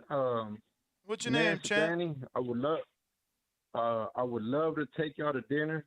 Then after dinner, I fuck you in the ass with no condom, then I Oh. come on your chest, then I Wow. have one of y'all sucking my balls. I have one Whoa. of y'all sucking my balls. What the While fuck? the other one, I run my hand through your chest. Wow. Roughly, just easily ease in there. Whoa. I just got out of prison, so I'm ready, boy. Wow. I mean, you know, they say you didn't make it until you get prank calls and stuff like that. I mean, you know, I mean, it's all. That's all you can chalk that up to is superstardom. Superstardom. You got stalkers that want to be true stalkers. That's what I'm saying. It's that early. 7:30 in the morning. It's that early, and you know, some people have personal problems. CYP, what's up, man? Shit. Man. Damn, son. You know what I'm saying? Yo, don't even know. No. What up, man? What up, man? Tony Damn. Harrison and Tim Tszyu. What up, yo? Damn. Yo, what up, man? Damn. Hey. So you ain't think damn. Tony was up? You ain't think Tony was up? Oh, yikes. How'd you have it at the time? Oh, shit. Oh, hold on. I got to get my life together. Word. All right. Hold on. Bro, I Damn. want to like go smoke right now. Like That was good. All right. I'm not even going to pay attention to that because we it's too many men on here. And that was too immature on me. I ain't even gonna give you I ain't gonna say nothing about that. Nobody call in and even talk about that. Don't give him no clout. All right, listen, this is for the cats who think that Tony Harrison was up. I want to tell y'all something about being up. If there's any more rounds left after your fighter is stopped, it doesn't matter what the scorecard's read. Let me explain that why. When a guy gets knocked out in the 12th and stopped and he was up on the scorecards, that matters. If he gets knocked out in the 11th, 10th, or anywhere else, it doesn't matter because the scorecards still have to be read for the 11th round, 12th round, and rounds prior. He ain't winning shit, right? So you say to yourself, if Tony Harrison was up on your scorecard after he was already knocked down twice in the 11th, let's say he makes it to the fucking corner, is he still up going to the 12th? Is he still up on yours? No, he's not. Now he's not up on your scorecard and he loses by decision. You say that works? So you keep saying that because you just don't like Charlo, but don't realize you're making a fool of yourself. It was the 11th round he got stopped. Who gives a fuck if he was up on your scorecard because he still didn't make it to the 12th? How many dudes get knocked down twice, get uppercutted like that, get beat to death, and make it to the next round and don't lose immediately in the next round? So either way it goes, Tony Harrison was going to lose anyway. But it's like, y'all, if y'all want to see the third fight, just say you want to see the third fight. Don't be giving this dude credit he don't deserve. He was beat damn near to death in that 11th round. You saw his head damn near banging off the turnbuckle like he was a WWE wrestler. You saw, you know when the Big Show gets you on a turnbuckle, be like, bomb, bomb, bomb, bomb, and the crowd be counting. That's how his head was getting hit by them uppercuts. You know damn well he got killed in that fight. If he do well versus Tim Tszyu and beats him, pump it up. Let's go. Let's get it popping again. Let's go. But until then, stop with the bullshit because you're going to give him all this credence to go in there and run his mouth about I was up on the scorecards when he actually wasn't. And then he's going to get knocked out again. All you're going to do is set him up to get knocked out again because Jermell don't play games, yo. Jermell's not going through nothing like Jamal. Jermell don't play games. He'll beat your ass. Jermell beats ass, and y'all know this about that Charlo. He don't play them games. You'll get Tony Harrison hurt with this you were up on the scorecard shit. That's not going to help when you had another round left after you was already damn near killed in the 11th. Y'all know damn well y'all's ready to jump in there and say that, man, for getting his ass murdered by Jermell in that 11th round. You got to make it to the 12th round before being up on the scorecards matters. Like Meldrick Taylor versus Chavez. You got to be up on the scorecards in the 12th round and get stopped for it to matter. Stop with this bullshit, man. CYP out. All right. Shout out I told to you CYP. when you said that, I said CYP is going to feel differently. He always calls in when people say that Tony was up. Looks like we got a new caller in the 936. 936. Yo, what's happening? What's up? Who's this? Here. It's Adonis from Texas. Adonis, what's up? Hey man, y'all. The 2 calls ago, that guy was tripping, and then this last guy that just called, he was very passionate. I'm from Texas. I'm an Earl fan. I'm a Jamel fan. Been there since 2015. I kind of feel like Tony was holding his own in the Jamel fight. I was really scared in the second fight. I feel like he won the first one. I feel like they robbed him. Tony Harrison, or damn well he lost that fight. But the second one, okay, yeah, Jamel was rocking this shit, but Tony Harrison put up a good boxing match. And so all that to be said, I feel like if he go to Australia with what happened to Pac-Man, that was in Australia, right? Against Correct. Jeff Horn. And what happened then, and then with the nature that he slows down in the second half of the fight, he kind of chinny, like he could be putting on a boxing clinic and get rocked 1 or 2 times and get dropped and just lose the fight. And I also want to mention, I would like to see a Tony Harrison 3. That's okay.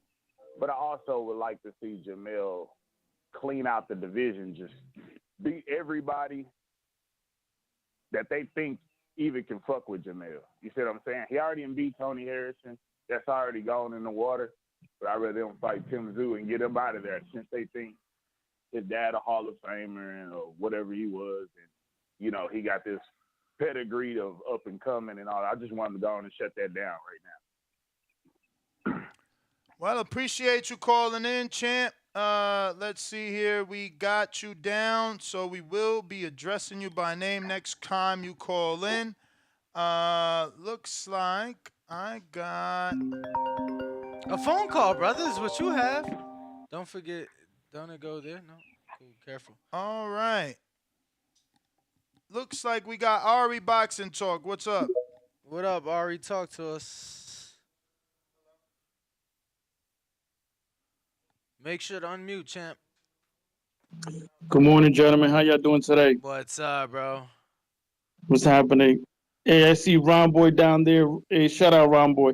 Listen, man, the 154 division delivers again, giving us another great fight. I think this is a true 50-50 fight. I think that, Tony Harrison obviously has great boxing abilities. And we know Tony could box his ass off. So it's going to be interesting to see, what happens in this fight. Is Tszyu going to be able to cut the ring and force Tony, against the ropes and stop him late? Or is Tony just going to completely outbox Tszyu? Obviously, I know Tszyu's a good boxer as well. He's a good boxer puncher, has good power. We've seen him drop a few, I think it was his last fight. And I'm very interested in this fight, man. And yeah, shout out to the 154 division. They keep giving us great fights.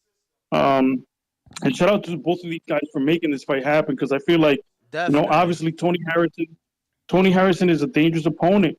And I don't think Tszyu necessarily needed, for example, he could have easily taken a tune-up, right, just to wait for Charlo to come back. Mm-hmm. But he definitely wants all the smoke, and he's proven it. He wants all the smoke.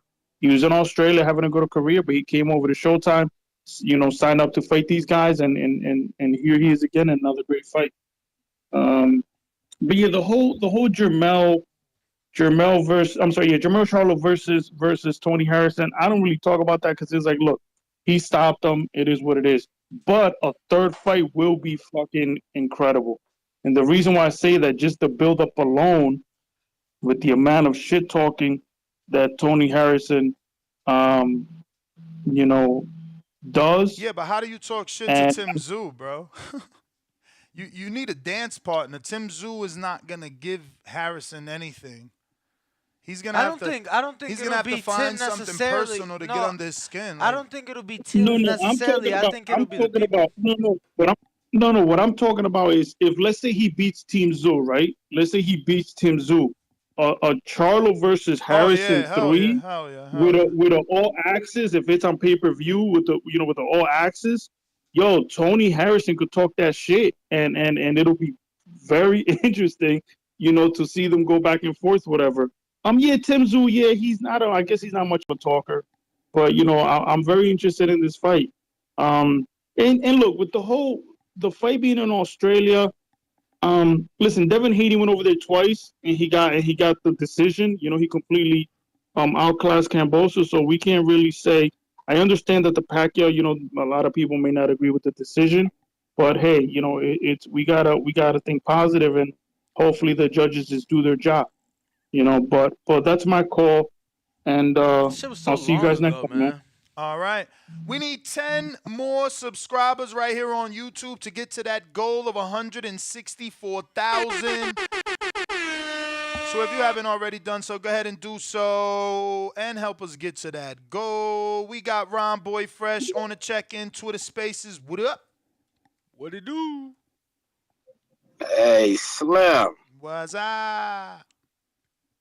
Man, like my man already said, everybody know I'm an ambassador of 140 and 154, man. The two best divisions in boxing, hands down.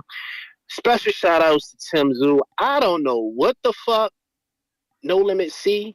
I don't know what's his trainer name, Igor. I don't know what they see, but they move him like a lot of these boxers talk. You know how boxers talk that shit, but then they protect it?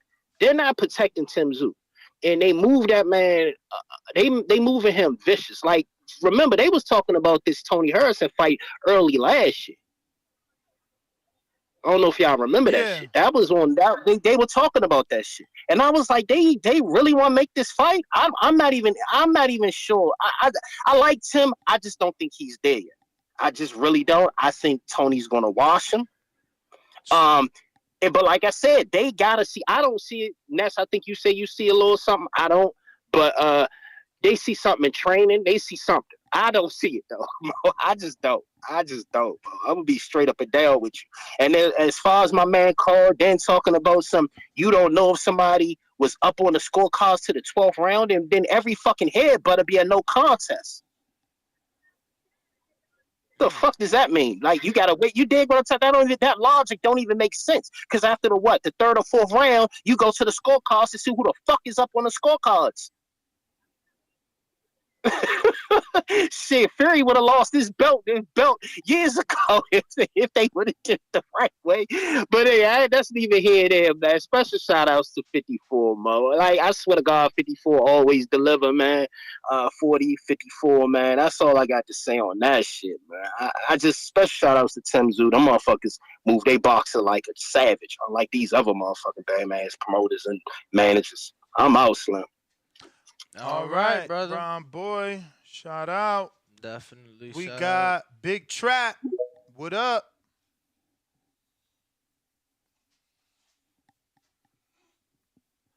Big Trap, what up? Where you at? We need 10 subscribers. Yo. We hear you. Yo, hey, I agree with the last guy. Shout out to Tim Tszyu, man, because this is a tough fight to take with the Undisputed on the line in the future. Word. I don't know who that dude was spitting in the microphone and shit, talking about you can win every round, but the 12th round until the 12th round of decision. I mean, going into a fight with that logic, let's say Harrison come in with a better game plan and don't get caught, he would have won the fight.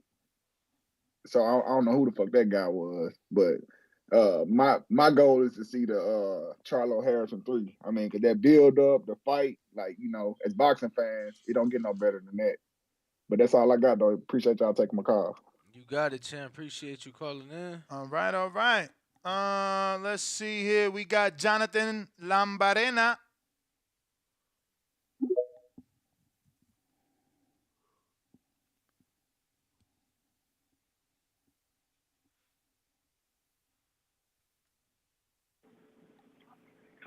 Hello. Hey, can you hear me all right? So far, so good. All right. Just speaking on the is it Tony Harrison versus Tim Tszyu first, or yes, Tim Tszyu? Okay, yeah. No, it's Tim Tszyu. It's Tim Tszyu. He's the ace. Oh, well, there you go. Well, I see a lot of these callers making some great points. As far as that point to CYP, I could see where he's coming from to where it doesn't matter before, but like winning the rounds before, but ultimately, like the last caller said, if he were to not get called and maybe lasted 12 rounds, it might have gotten a decision. Who knows, But shout out to both of these fighters, putting it on the line, especially Tony Harrison going abroad. It's something that Americans, it's not a unsight, right? But it doesn't happen as much as it used to. Americans going abroad and getting the belts. But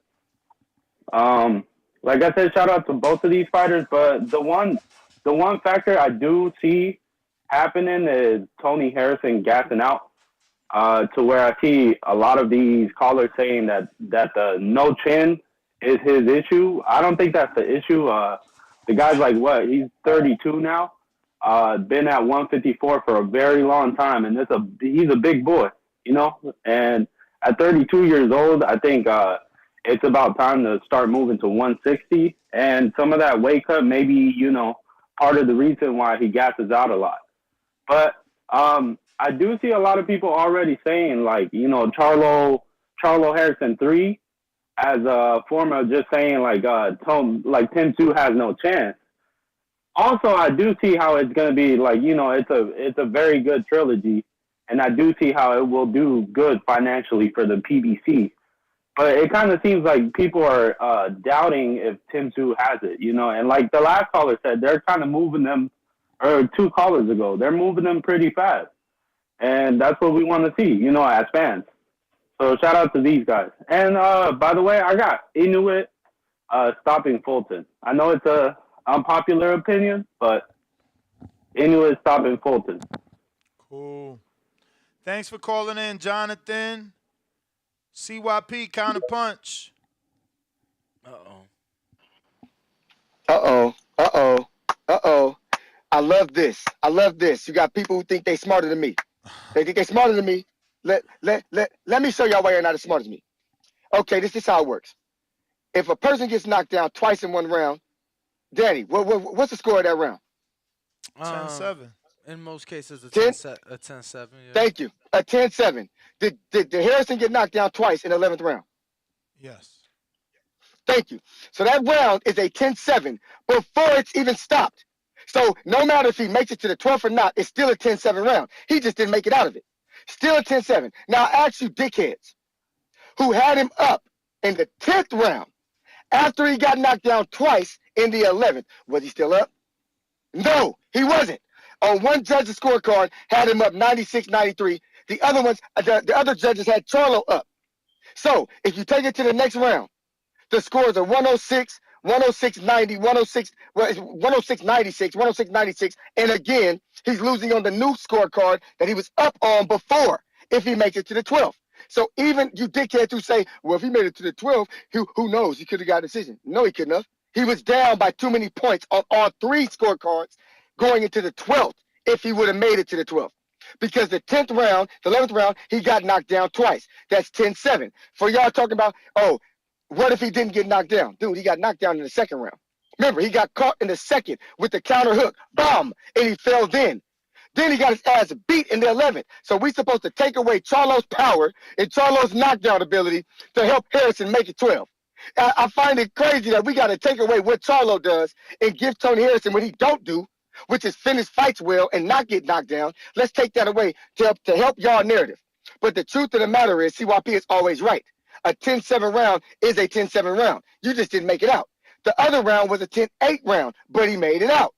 This was a 10-7 round. He didn't make it out. Add that 10-7 round to your fucking scorecards talking about he was up before the stoppage. No, nigga. He wasn't up. Because as soon as he went down twice, that was it. Now he's fucking losing. Oh, get up, Tony. Get up, Tony. Damn, he lost. That's how the fights go, dummy. Just because you go down don't mean you're not going to get back up. But that does mean your ass lost a point. If you go down again, that does mean you lost another point. If you go down again, that does mean you lost another point. So all y'all think y'all smart, do the math. On your scorecard, after the 11th round, when he got knocked down twice, a 10-7 round, was he still up on your scorecards if he makes it to the 12th? He wasn't. CYP's right, as usual. CYP out. Word. We got C-Dub.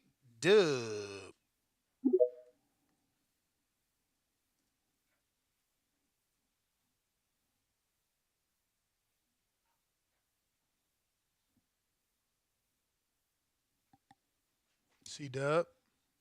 C-Dub.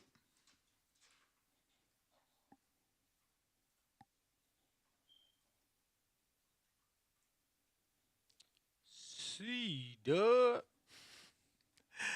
C-Dub. Jose Moreno. Jose Moreno. Yo. What's up?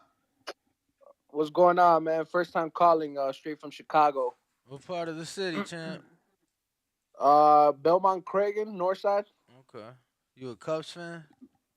Yeah, for sure. We gotta let you go, champ. This ain't no equal opportunity. What the fuck?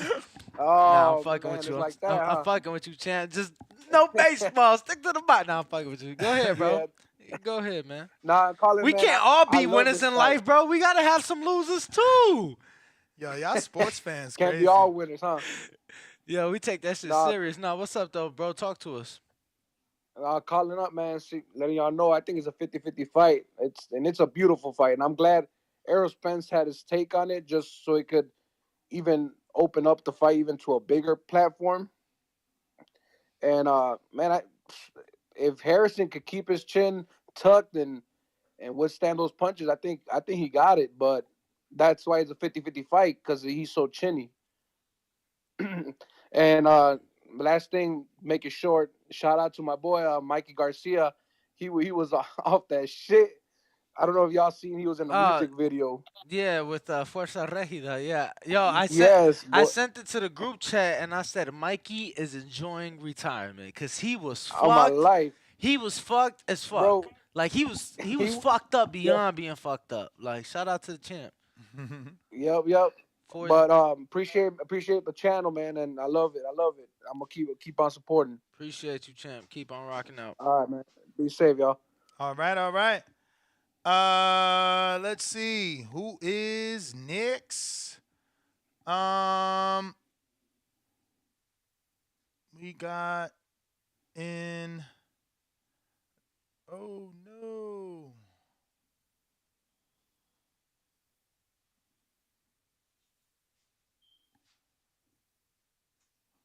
All right. I'm sorry. Let me see. In the 901. Jamal, what up? Yo, y'all hear me? Yes, sir. Man, shout out TBV, man. Good morning to y'all. First thing I want to say is I'm interested in this Tszyu Harrison fight only because I heard Danny talking about he's gonna go into retirement off of a parlay with him.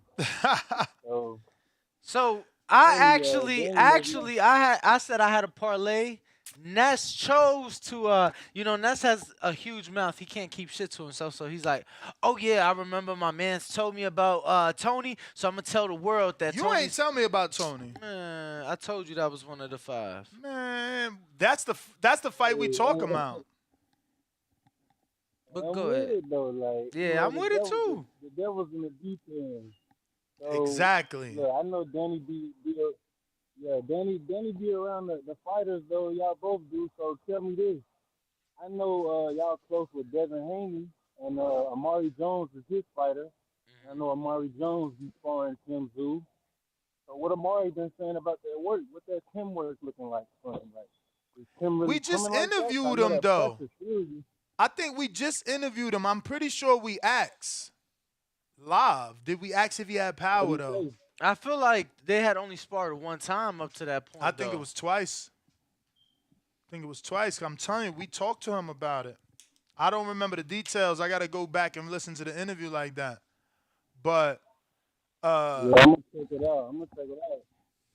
yeah, I mean, Amari I wanna didn't say know, much though. I feel like he didn't say much. I feel like he was just grateful to get the work, and to be in the position. Right. Yeah, I want to know if that's him because man, Tony, I like Tony, but he don't finish fights well, man. He really, it's like he's not a closer, man. So I don't know, man. But Danny sound like he been seeing or hearing good things in the gym, so it's making me want to, put a little money on Tony. So Look, I'm gonna man. I be keeping mean, an eye you out gotta for that, realize. bro. You gotta realize too. I was out there. With Tony and also Alicia for their, when I went to go see her. So, I've been in the gym with Tony. I've had, just more private conversation with Tony about certain things. And, I know he's been training. I know he's been in the gym.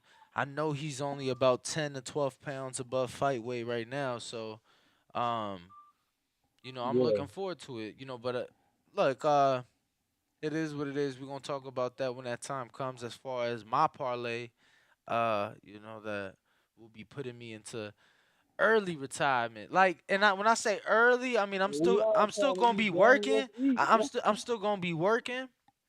I'm just gonna be going home earlier, cause I don't go home. Like, I'm not home if the sun is out. I'm not home.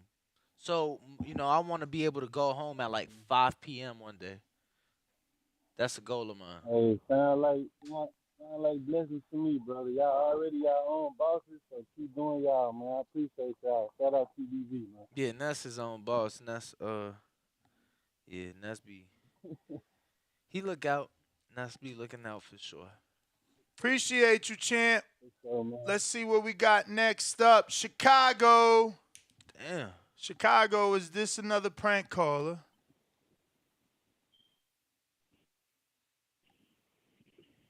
Yo. Yo. Chicago, who's this? Yo. Yo. Yo, we hear you. Are you not from Chicago? 708, what's your name?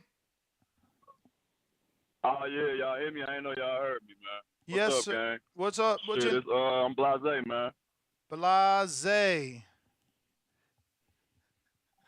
Yeah, call me Blase, man. I've been listening to y'all for a minute, you feel me? I just ain't never called in, and my shit really kind of off topic, you feel me? So I was calling because I was trying to ask y'all about if y'all heard about that Indio champ versus Roy Jones. Oh, yeah. Y'all see Roy Jones? Danny actually wanted to go to the press conference. Yeah. It's going to be in Chicago, ain't it? Yeah, it's in Chicago Friday. It's gonna be in Chicago? No, not the fight, not the fight. The press conference. The press What's today? The 25th? What's today? Yeah, they're going to have a press conference Yeah, out Friday. So not tomorrow either, but Friday they having a press conference in the city. Hey, what time? You know what time it's supposed to be? I don't know. We got the information somewhere, but they doing it at the I'll look it up. Regal. Y'all ain't gotta Bro, do they too on some much. ghetto shit. They doing it at the Regal Theater. Ah, okay. Nah, I'm Okay. fucking with you. That's I crazy, don't though. know I if didn't they was doing the it at. press I don't know conference if they in doing it Chicago. at the Regal, but they are doing it in Chicago. See, I fuck around a lot. It's definitely in Chicago. I don't know if it's at the Regal. If it was at the Regal, that's some ghetto shit. But yeah, the press conference Nah, for sure. is there Friday. NDO champion. So what's your thoughts on Roy that? better knock him out, man. That dude better gas That's out. what I'm saying, man. And That Roy boy- Roy that can't man- take hey, another that man- loss, not to this dude. That's what I'm saying, dude. He too big, man. He too stiff. Y'all see how he be walking and shit? We making his little viral videos and shit, man. He too stiff, man. I don't think he fucking with Roy for real, but man, I don't know, man. That's gonna be interesting. That's all. But shit, other than that though, man, I had like two other things for the call up. Shit, it was that, and then what was the fucking other shit I was trying to talk about? You had that. Oh, y'all heard of that Y'all heard of that dude? What's his name, man? Fucking Salt Poppy.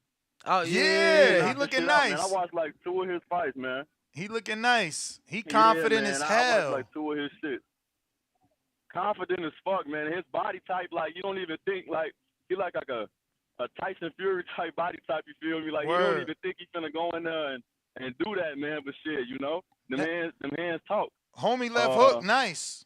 But shit, nah, for real. But shit, other than that, though, the last question, man, this is the one that I was trying to, I know this probably going to take the most of it, was, so y'all know Gary Russell. I had just recently, now I'm a casual kind of turning into hardcore. I say thanks to y'all because, you know, I tune in to y'all damn near every fucking day. This is just my first time calling in.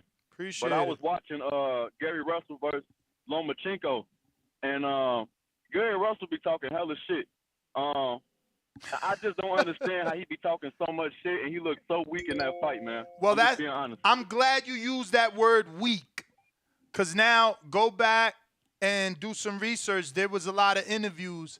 He hired a strength and conditioning coach, something that they never normally did. It was always a family affair.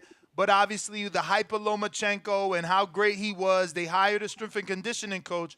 So the rumor and excuse, not rumor because I interviewed him, my interview should be out there too, is that they was in the sauna for the last week.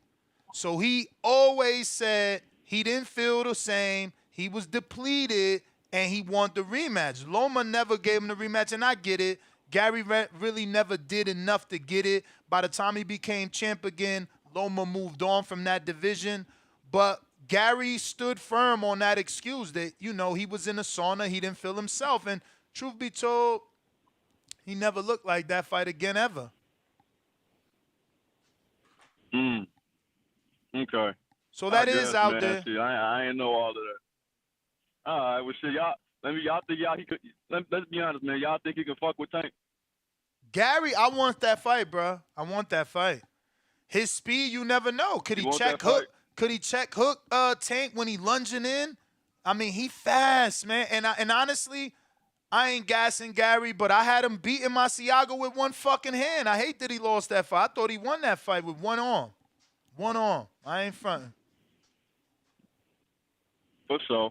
Well, that's all I got, y'all, man. I appreciate y'all taking the call, man. Appreciate you calling in. Without you, there's no us. We going to Ohio. I think this is Jay Will in Ohio. What up, champ? What up, fellas? What's good? Again, another good show. Man, I'm gonna touch on the Tony Harrison, Charlo, or Tim Tszyu and Charlo, the whole trifecta there. First, to talk about the Tim Tszyu and possible Tony Harrison fight, man, I think that's going to be a little bit tougher fight than what people think. Styles makes fights, and I think the reason why Tony Harrison's style proved to be difficult to Charlo's because he throws a lot of straight punches, and Charlo likes to hook a lot. Well, Tim Tszyu likes to throw a lot of straight punches too, so I don't think he's going to have the same advantages that he had with Charlo that he's going to have with Tim Tszyu. I think that's going to be a little tighter than what people think. I don't think he's going to watch him at all. But I think Tony's going to end up pulling it out, and I think we're going to end up getting that trilogy for the Charlo fight.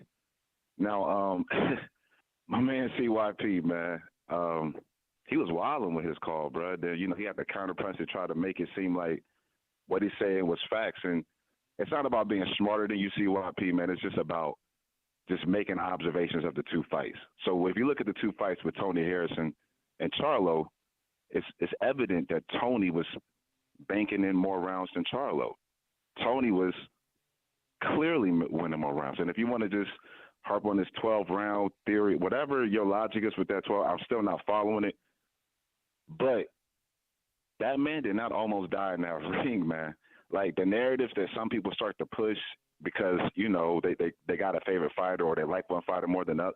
Like, to me, when somebody almost dies in the ring, like, they get Ricky Hatton, like how Pacquiao did him, or shit how Marquez did Pacquiao. Like, you are unconscious. You're not responsive for several minutes. And when people are hey, get the doctor in here. That's when, man, Tony Harrison, when the fight got stopped in the second fight in the 11th round, Tony Harrison immediately threw his arms up like, come on, man, why are you stopping the fight? He got up both times in the 11th round and fought back a little bit the first time he got up. Yes, Charlo stopped him fair and square, but we can't then change history and make it seem like Tony Harrison almost died in a ring when that was nothing near the case, bro. Like, that's hilarious to me. And I think the main reason why people want to see that trilogy is because it is a mix of two styles, to where one guy's obviously the boxer, one guy's obviously the puncher. And, we're going to see, can Tony stay away from him all 12 rounds like he did the first fight, or will he get stopped like he did in the second fight? So I just think that it gives you that like that Tyson Fury versus Deontay Wilder vibe. Like, it could be stopped at any time by Charlo, or we could watch Tyson, or we could watch Tony put on a boxing exhibition. So, Yeah, man, that's my call, man. You know, I always got to call in to keep these guys honest and tell the truth, man. Ain't no way in hell Tony Harrison almost died in that fight, man. That's my call. All right. bro. I think I should. This is Louisville Schlager. What up? LV. TPV, y'all hear me? We hear you. Hello, hello, We y'all hear hear me? you. We hear you. Yeah, man, good fight right here. Good fight right here, man. At 154. You know, getting back active. You know, I would love to see the Charlo Tszyu fight, but you know, he got injured. So it's definitely a good replacement fight. You know, I think Tony, man, as long as he can stay disciplined the whole 12, you know, he should get the job done. You know, Tszyu, you know, he had a fight against Terrell Gauthier, his last fight. You know, he had that little reversal where he got dropped. But I think Tony, with his ability, you know, he should be able to, you know, pull through, you know, and get the job done. But if he get like a daisical, you know, he could definitely get caught with something. You know, eventually probably get stopped, man. So, you know, I think it's more 60-40 Tony, in my opinion. But I can see what people say it's probably a 50-50. But Tony, he looked good his last fight against, you know, Garcia. You know, the same guy that gave Fundora problems. You know what I'm saying? Fundora making noise at 154. You know what I mean? So, you know, they just getting the 154 back popping, man, while, you know, Charlo get healthy. So I'm looking forward to this fight. You know, I'm hearing my boy Herb trying to get back active. But he'll probably come back at 160, though, you know, with him being out as long. So, yeah, man, I'm looking forward to this fight. I do expect Tony to get the job done for him being a former champion and, you know, doing what he was able to do that first Charlo fight. So, yeah, I'm looking forward to this fight, man. I'm all for it. But, yeah, that's my call. All right, bro. Appreciate the call. LV, man, thanks for calling in. What's up? We got King Born. What up? If you're watching this on YouTube, go ahead and subscribe. What up? Yo, listen, man. Listen, y'all know I love my TBV comrades. Love my TBV live chat comrades. It's a happy day. Kingborn Chronicles. Let's go to 3 fights real quick. Yo, that goddamn Liam Smith and the fake Roy Jones Jr., Chris Eubank. Yo, he hit him with the dirty elbow to the face, had it stuck like Velcro. That dirty elbow stuck to his face like Velcro. Tony the Tiger, Sun Tzu. You want to battle for cash? See who's Sun Tzu? Yo, Tony the Tiger is going to be hitting him with the 1-2, doing the 7 dwarfs, whistle while you work. That shit is a nice lineup for Tony Harrison. We love him. He going to destroy fucking Tszyu. You serious? That shit right up his alley. What Tszyu got? Strength, but everybody know Tony Harrison could box his ass off. Even Charlo knows, even though Charlo beat him and Tony got too happy, that's when that shit happened. You heard? Listen, Tank, Gary Russell, man, listen. We know Gary Russell got one of the fastest hands like Rashid Warren in boxing, right? But Tank gonna connect, and we gonna see if Gary gonna get knocked through the fucking ropes like he gonna get levitated on some magic carpet shit, you heard? And last but not least, Bud Crawford, Virgil Ortiz in Cowboy Stadium. Y'all serious? 40,000 pay-per-views. And everybody knows AJ gonna be fighting Jermaine Franklin.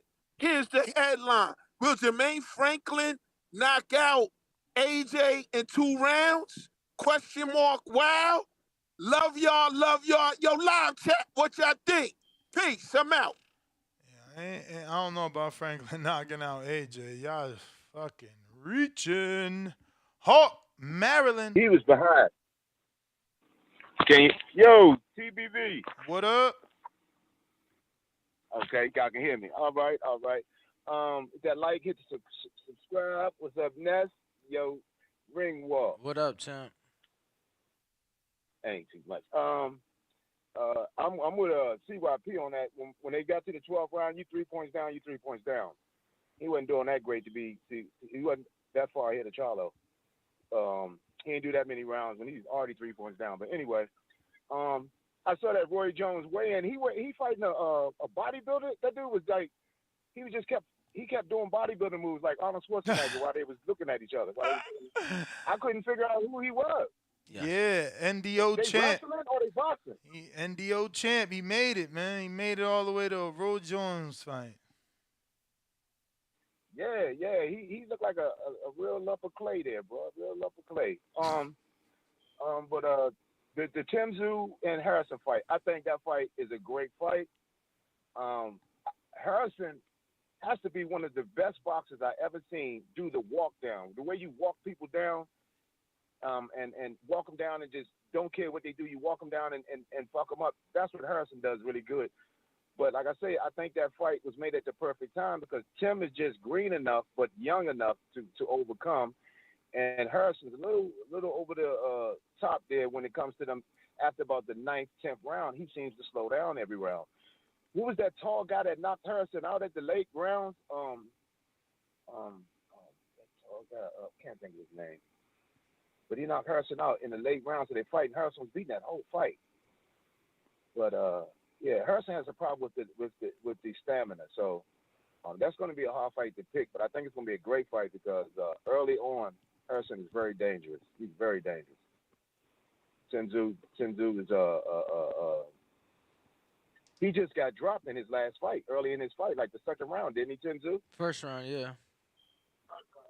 Yeah, and then he got himself back together, and he came back. Yeah, so that's what I'm looking for. I'm looking for a good fight because with Tim being as green and trying to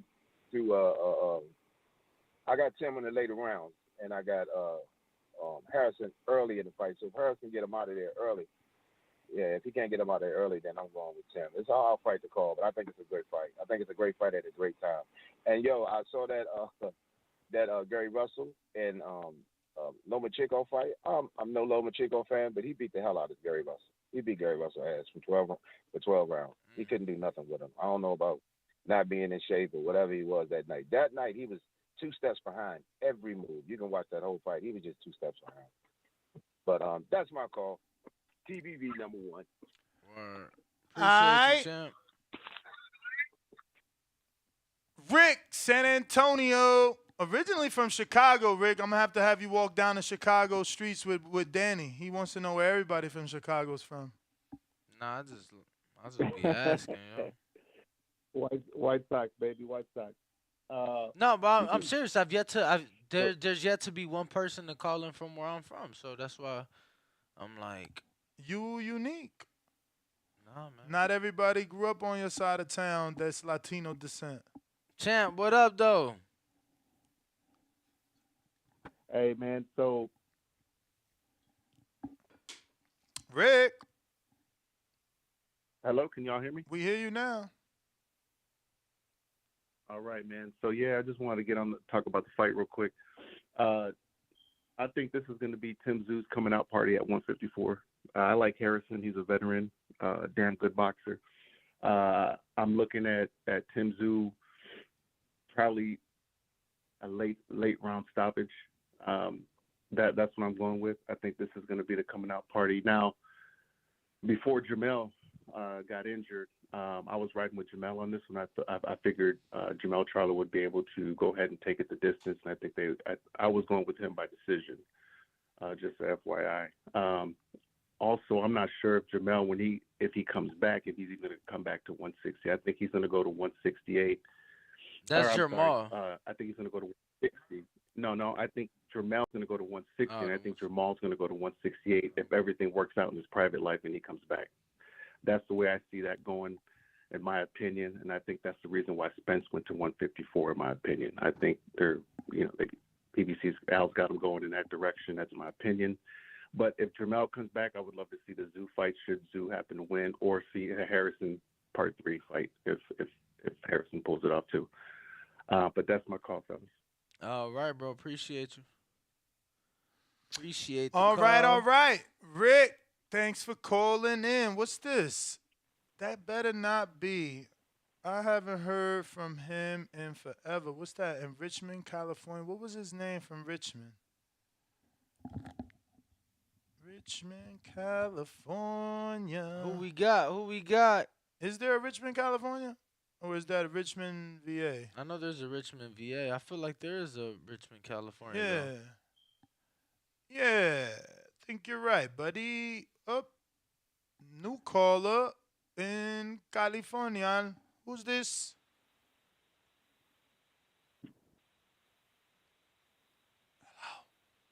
Dímelo. Hello. you hear me? Yes, who's this? This is Dom. Dom from the Bay Area. Dom, what up? What's going on? What's going on, Ness? What's going on, Danny? What This up, is my what up? first time calling in. I've been appreciating you guys' channel for sure. Appreciate first you. off, Thank you. I wanted to shout you guys out for the live you guys had with Amari Jones, that interview you did. So I'm in Hayward, California. San Francisco is like 20 minutes out. And I had bought tickets to that card that he said he would have a fight on. So I'm really hoping he does. There was a couple other fighters. I see Evander Holyfield's son going to be on that card. So I'm real juiced for that. This will be my first fight live. So I appreciate y'all for putting me on game with that one. For sure, champ. For sure. Yeah, and then I'll keep it short. I'll keep it short and sweet. I think with Charlo being out, Tony Harrison is the next best fight you can make. For, Tim. Absolutely. Yeah, I can't disagree there. I'm definitely Yeah, but excited. shit, that's looking pretty much forward to it. All right, bro. Appreciate you. Yeah, Word. yeah. Thank you for calling in. If you haven't already done so, go ahead and head on over to KenichiBear.com. Use the code TBV to get yourself a set of Hibernation 5s. These are definitely the best headphones to use when wanting to take your long runs or call into this show. You've heard callers call into here with magnificent audio quality. Also, if so we we're have- recommending them for that reason. If we have any people out there that are specifically in the wood painting, any artists out there, I'm trying to get this baseball bat painted, bro. Somebody reached out to me, watched the show, and they gave me a great idea. Mm-hmm. They saw my story. I uploaded like 4 or 5 cones, and I called them my Louisville Sluggers. They're like, Champ, I hear the show. I know you like baseball. What if I make you a baseball bat of a raw cone? You know what I'm saying? And he sends me a picture of a baseball bat that's a number 2 pencil. And I'm like, oh, shit, this is dope, yo. How much? Motherfucker's trying to charge me $500 for that bat, brother. So, yeah. I mean, he had to work, bro. Nah, It's I like hear you. wood carving and shit. I mean, yeah, I hear you. But I got the bat. You know what I'm saying? I could get a wooden bat. I just need somebody to paint a very Clarissa detailed. says she charges $1,000. A very detailed raw cone. So I need the bat to, just be a cone. So hit me up. Damn, Christina, why you doing that? Harrison don't beat anyone that's good. Sergio Garcia That's was Christian, good. bro. That's Christian. Oh, what I said? Christina. Well, because I'm looking at the avatar. But listen, Sergio Garcia was good. Word. Absolutely. I like Sergio. I like Sergio. Yo, I'm really excited, bro. About? The bat? Not C-Dub. No, the bat is when it comes. Yo, so I actually, I was telling you, I'll tell you off air. C-Dub. It's crazy. Yo, how the audio? Yo. Straight. That's what's up, man. Twitter be hating on me sometimes. I prefer Twitter over Discord, but hey, we here. Smash that like button. It's free. Do something with yourself. Man, sometimes life, if you want to know about life, man, just look at Nat Geo, man. We still primal at the end of the day. When lions take over prize, man, the young prime lion is coming. So Tim Tszyu is the young prime lion. Harrison had a few. He a little over the hill. Just the last caller, I think it was Hawk, I was kind of on the fence, but he made me realize, I'm going to go ahead and put the money on Tim Tszyu, man. Because if Harrison can't get him out early, then he's not winning. And when has Harrison been a KO artist early? He's got a hope to survive and win and outbox him. So And Tim Tszyu, he coming the entire fight. And that guy, I just don't think the gas tank will last. He may edge him out. But that young prime line, man, he coming the entire fight, and you're gonna have to put something on him to stop him from coming forward. And Tim Tszyu just may end up finishing it late. But in that's my pick for that. I can eat crow on it when we come back, no problem. I take that. Ness, you get asked I like asking questions, the critical thinking questions. You didn't hear me yesterday. Why is Inoue getting a pass? I'm gonna use this analogy because if I use Canelo's the only one that does it. But I don't wanna if I duck Danny's a champion, right? But then I go and I beat Ness at a higher weight, people are gonna excuse it. So that's just why people excuse Inoue. Yeah, because it ain't an excuse, and it ain't the same. Like, even if we want to agree to disagree for the sake of the conversation and say Canelo ducked Charlo, he didn't duck an entire division. He still fought a legendary name in Cotto. He still fought first ballot Hall of Famer in Floyd. He still fought Islandri Lara at that division. Like, it's not the same. This dude, he skipped all those names. That shit don't make sense to me. He did. I mean, but when he beat Triple G and he beat Jacobs, people really wanted him to fight Charlo and Andrade. But he went and fought BJS and Carlos Smith. You have to be a hardcore to know. C-Dub, you're saying people really wanted him to fight Charlo and Andrade, but that is an absolute lie, because the truth was Triple G was the known and only champion in that division. It was only Triple G. Daniel didn't even win a belt till after Triple G, after Canelo vacated the IBF. Don't forget. I got you.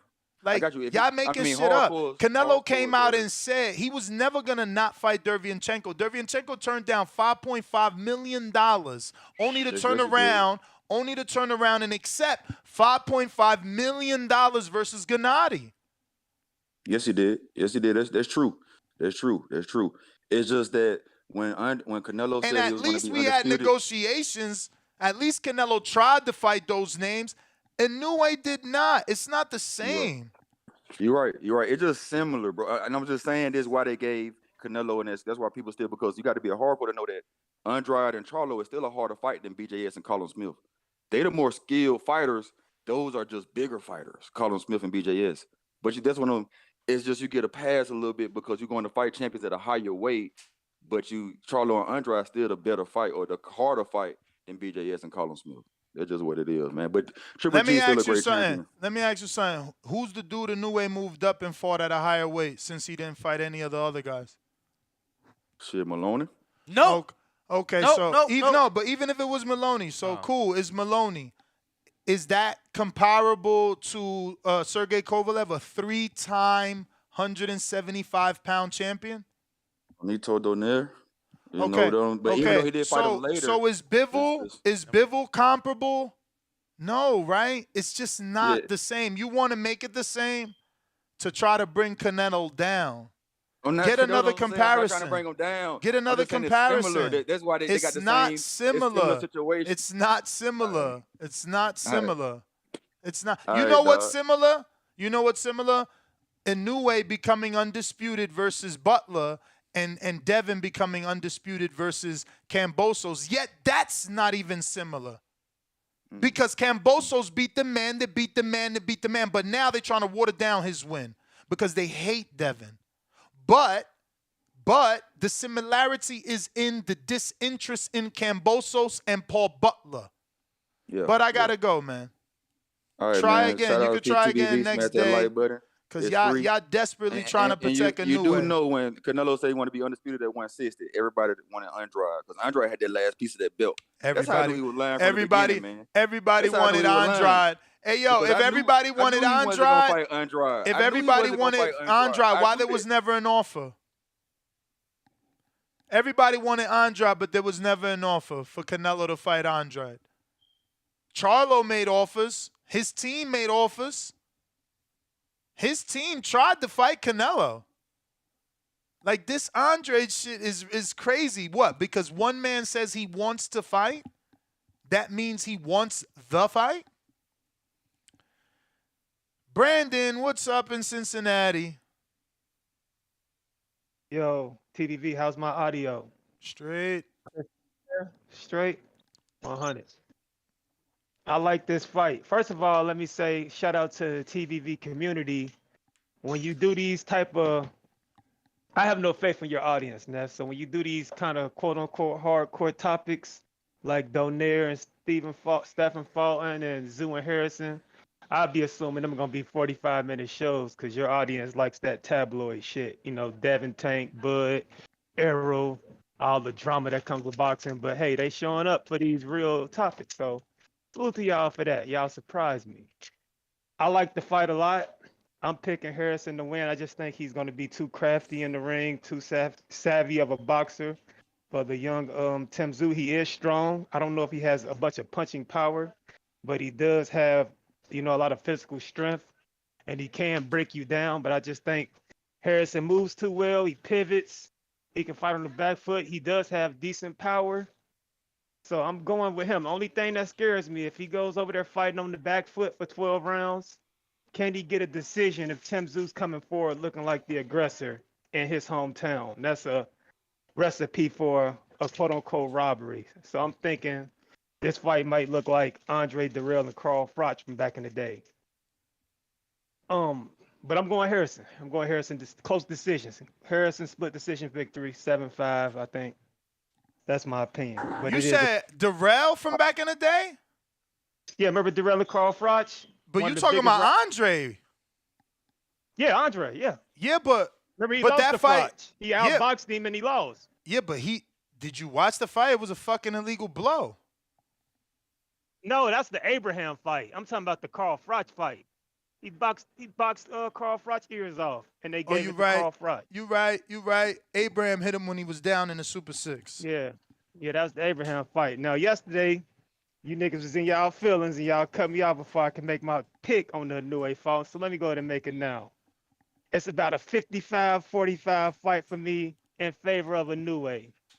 I just think the kid, his punches is just super duper accurate. He punches with pinpoint precision, straight punches. I think he might have a hand speed advantage over Fulton, where Fulton might have, the better boxing skills. I think Inoue has a better hand speed. So if they get to trading, I think Inoue's gonna land first. He's gonna land fast, and he's gonna be very accurate. And he also he's always in good position to land punches. He has good feet. He's never off balance. I just think he has too many tools for Fulton. And I'm just edging it to Inoue. I really think the kid's special. He doesn't really do anything bad, really. Like I said, he punches very accurately. He's fast. He's got good feet. He's always in good position, good technique. He cuts the ring off well. So that's my pick, man. I'm going to Inoue. Split decision win in that one, too. So with these 50-50 fights, you're going to see a lot of split decisions, a lot of close rounds. Yeah, man, this is what boxing is all about. But yeah, that's my call, Ness. Shout out to TBV. All right, champ. Looks like we got in Buffalo Falls, Davidian, Twitter Spaces.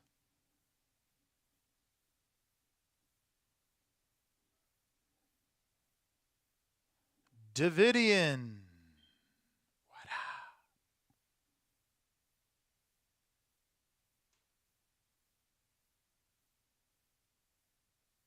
Yo, what the fuck? Fashion Nova is hilarious, bruh. How?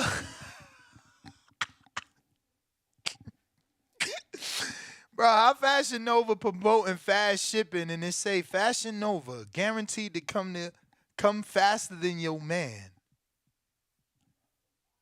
The world is a funny place, man. Holy shit. Let me see who else we got on these lines. And no, New Orleans, what up? That shit was hilarious.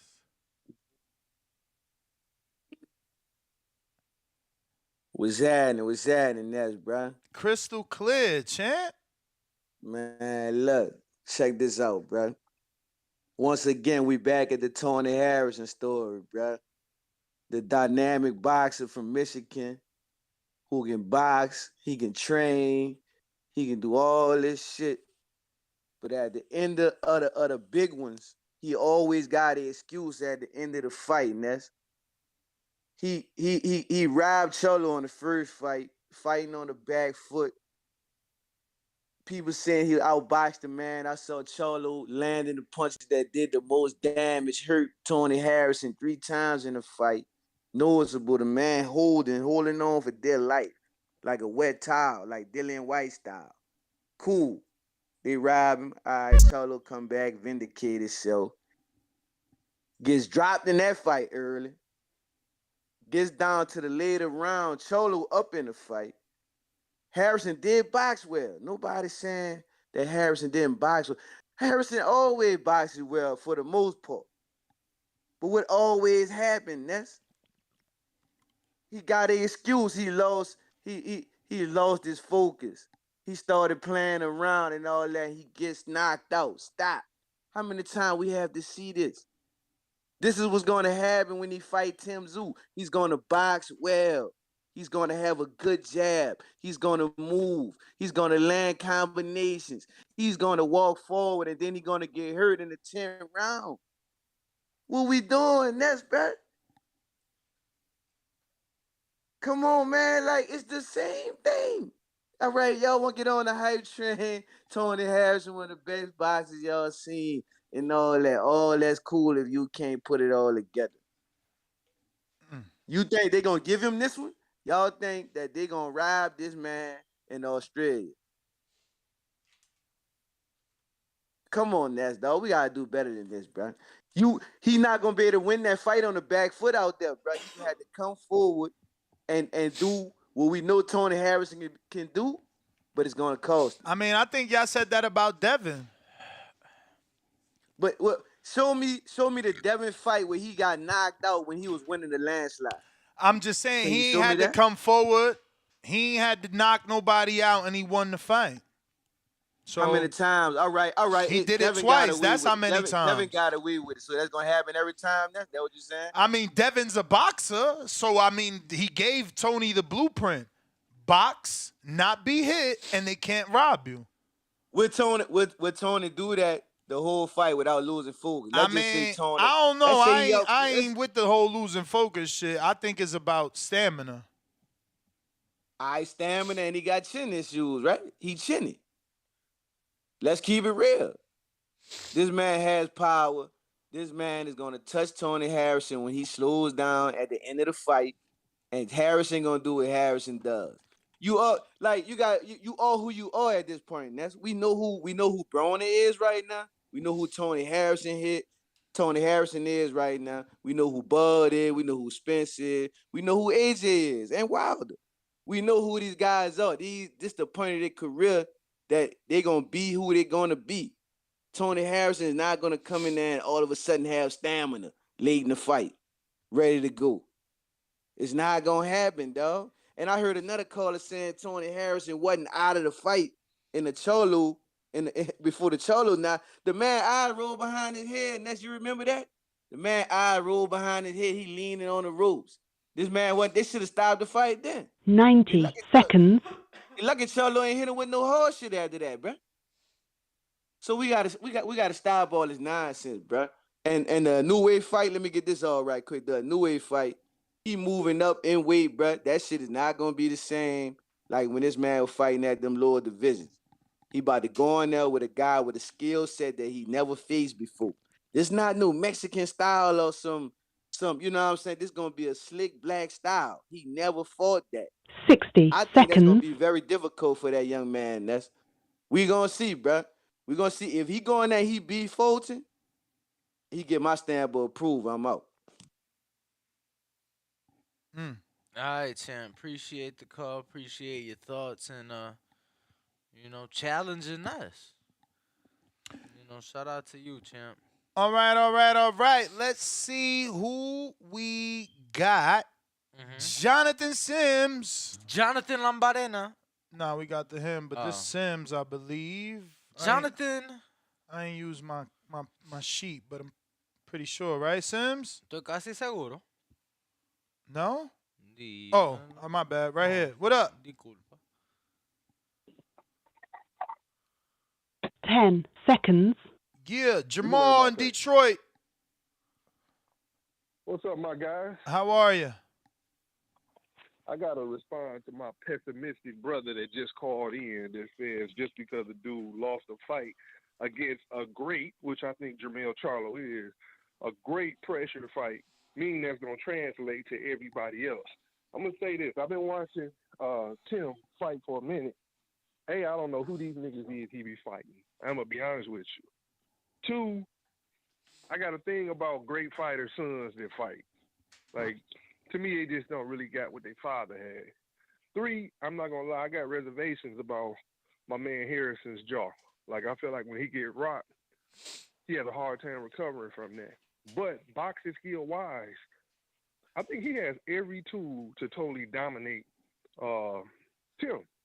So, like I say, I mean, my man trying to say, like, because the dude took an L against Jermell Charlo, which I'm going to be honest with you, he's a great fighter. The dude has great power. He's a great counter puncher.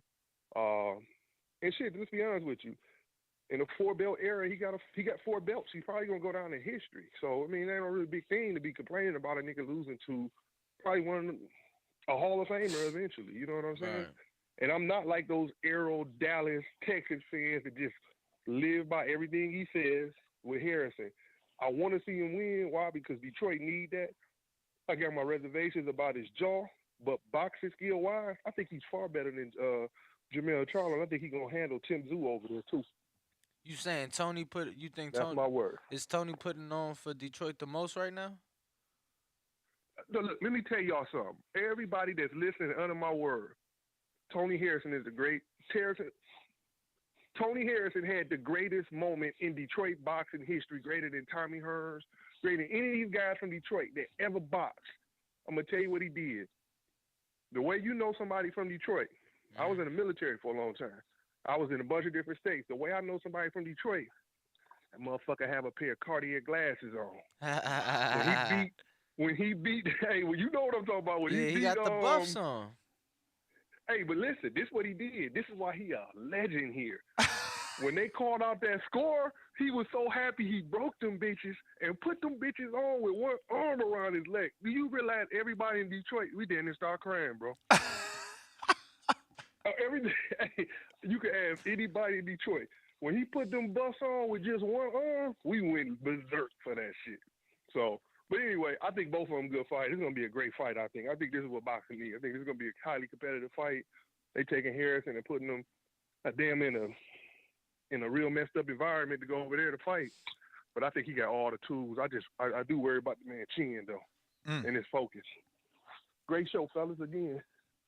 Appreciate you, man. Appreciate you. Davidian trying again. Buffalo.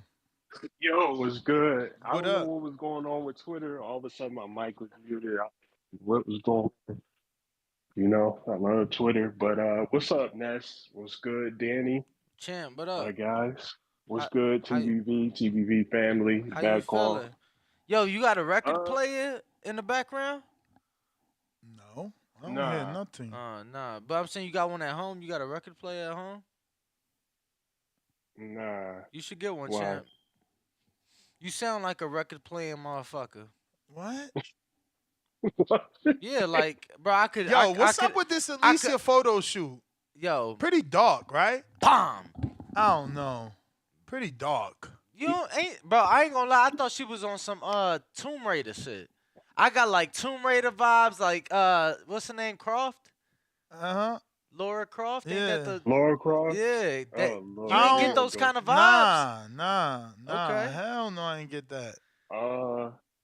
Yeah, But it was bomb. But look though, I'm champ, you excited. should go get you a record player. All right, you sound like you sit at home, you play old records, smoking a cigar, and drinking a old fashioned. If anything, this is very Matrix-like. Yeah, bro, kind of like a. What female. you mean? Yeah, my man went That's from the same from, shit.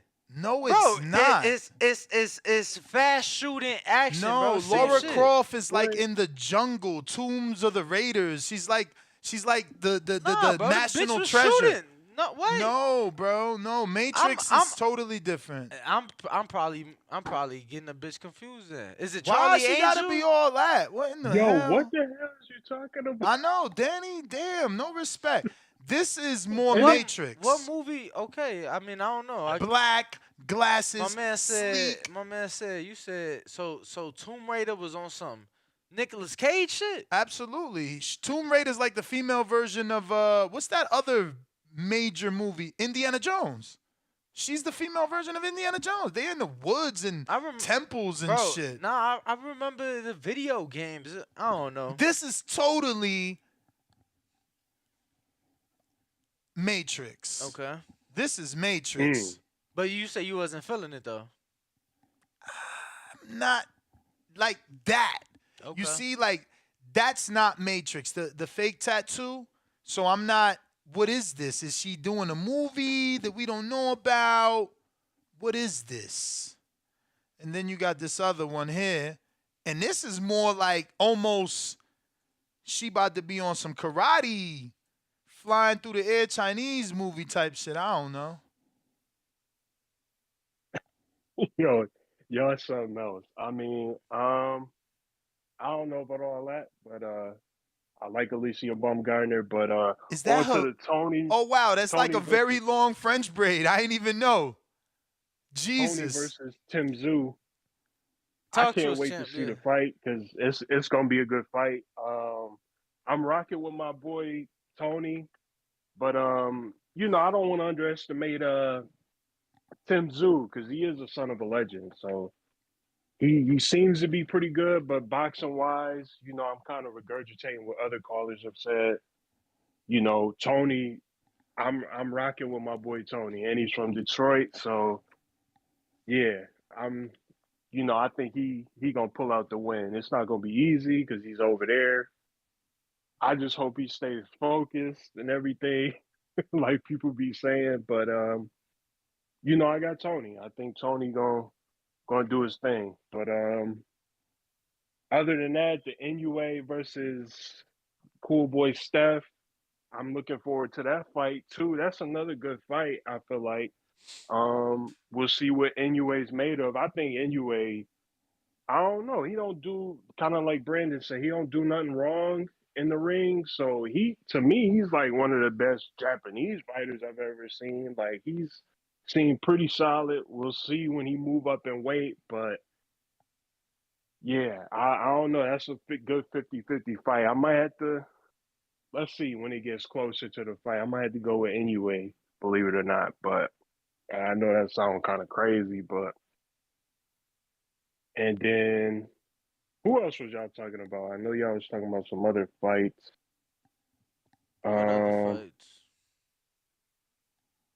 But yeah, I don't know. That's my call. God bless y'all. All right, brother. Appreciate the call. All right, champ. Thanks for calling in. We got Khalid in the 219. What up? Yo, what's good? Man, I'm gonna go with Tony Harrison in the bout, but I think you gotta stay focused. I like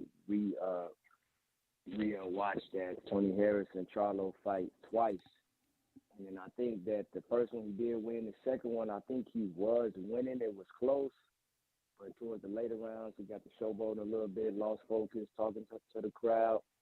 And, you know, Charlo is a puncher, and you know he caught that chin and. It was over with. So I think that, like the other caller said, Tony Harrison got the boxing skill set to hold it down, but that is a tough environment. He's going to Australia, so he really has to dominate the fight, I think, actually to, like, win the fight. But I'm going to go with Tony on that. I think he'll seize the opportunity. Hopefully he's been working on his chin.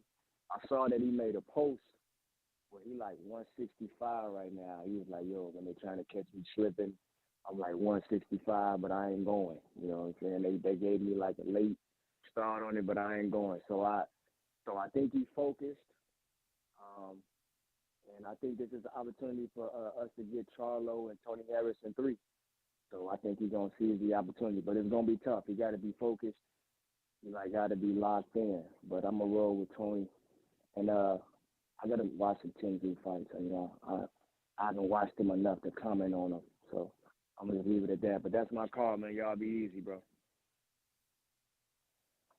So what the caller was referencing was Tony Harrison's last Instagram post where he's on the scale and it shows 165.6. Caption, see, I know they thought they was going to catch me late notice, but to me, the notice was too late. I'm a real fighter to stay working for calls like this. So he put mad exclamation points. So it sounds like he's excited for this opportunity. So, Danny, does that give you reassurance that he's not going to lose focus because he seems to be excited? Absolutely, and not just that, but I've been up there recently and seeing him in the gym, talking to him, off camera and on camera. I'm confident that he took this fight for a very specific reason. Mm-hmm. And that he's going to Australia for a reason. He's confident. He knows what's up, and I'm looking forward to it. Like I said, I just want him to not get bored in the ring. For sure. Little Tommy, Florida. What up? What up, Ness? You got me? I got you. Yes, sir. Shout out to TVB. Yeah, man, this will be a good fight for Tony, man. The only worries I have, see, when I look at Tony fight, I started following Tony ever since he fought Willie Nelson in Tampa, back when he had a little bit of hair left. He said back when he had a little bit of hair left. You a motherfucker. But listen, I fuck with Tony though. I fuck with Tony though. But yeah, man. The only thing I see is issue, bro. And if y'all watch every fight he lost, which all 3 losses and they all knockouts, is not the focus, bro. Is fatigue. The man gets fatigued and fatigue. You know what the old saying, turn man into cowards, whatever the fuck. But like when he gets tired, bro, his defense start to lack, and when his defense start to lack, that's when the chin get touched. I never seen Tony, you know what I'm saying, get touched up in the first 5 rounds, and you know what I'm saying, like that, all that shit. The earliest fight I think he got stopped in was Hurd, but you know how Hurd don't stop. But he got fatigued in that. He got fatigued in Charlo, and he got fatigued in Willie Nelson, man. So, and I done, he came down to St. Pete once for a training camp. I think that was Charlo too, and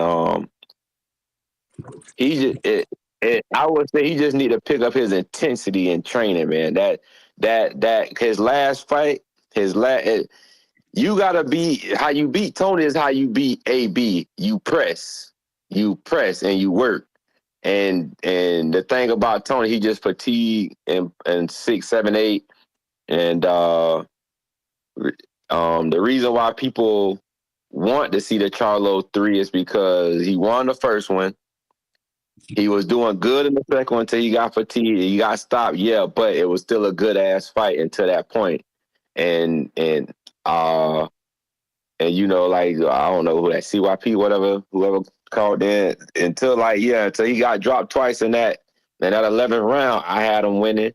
One of the judges had him getting his ass whooped. They only gave him like 2-3 rounds if you look at the scorecards, but I ain't see it that way. But I give Tony the win against Tszyu, bro, but he just got to step up his intensity and training and actually, you know what I'm saying?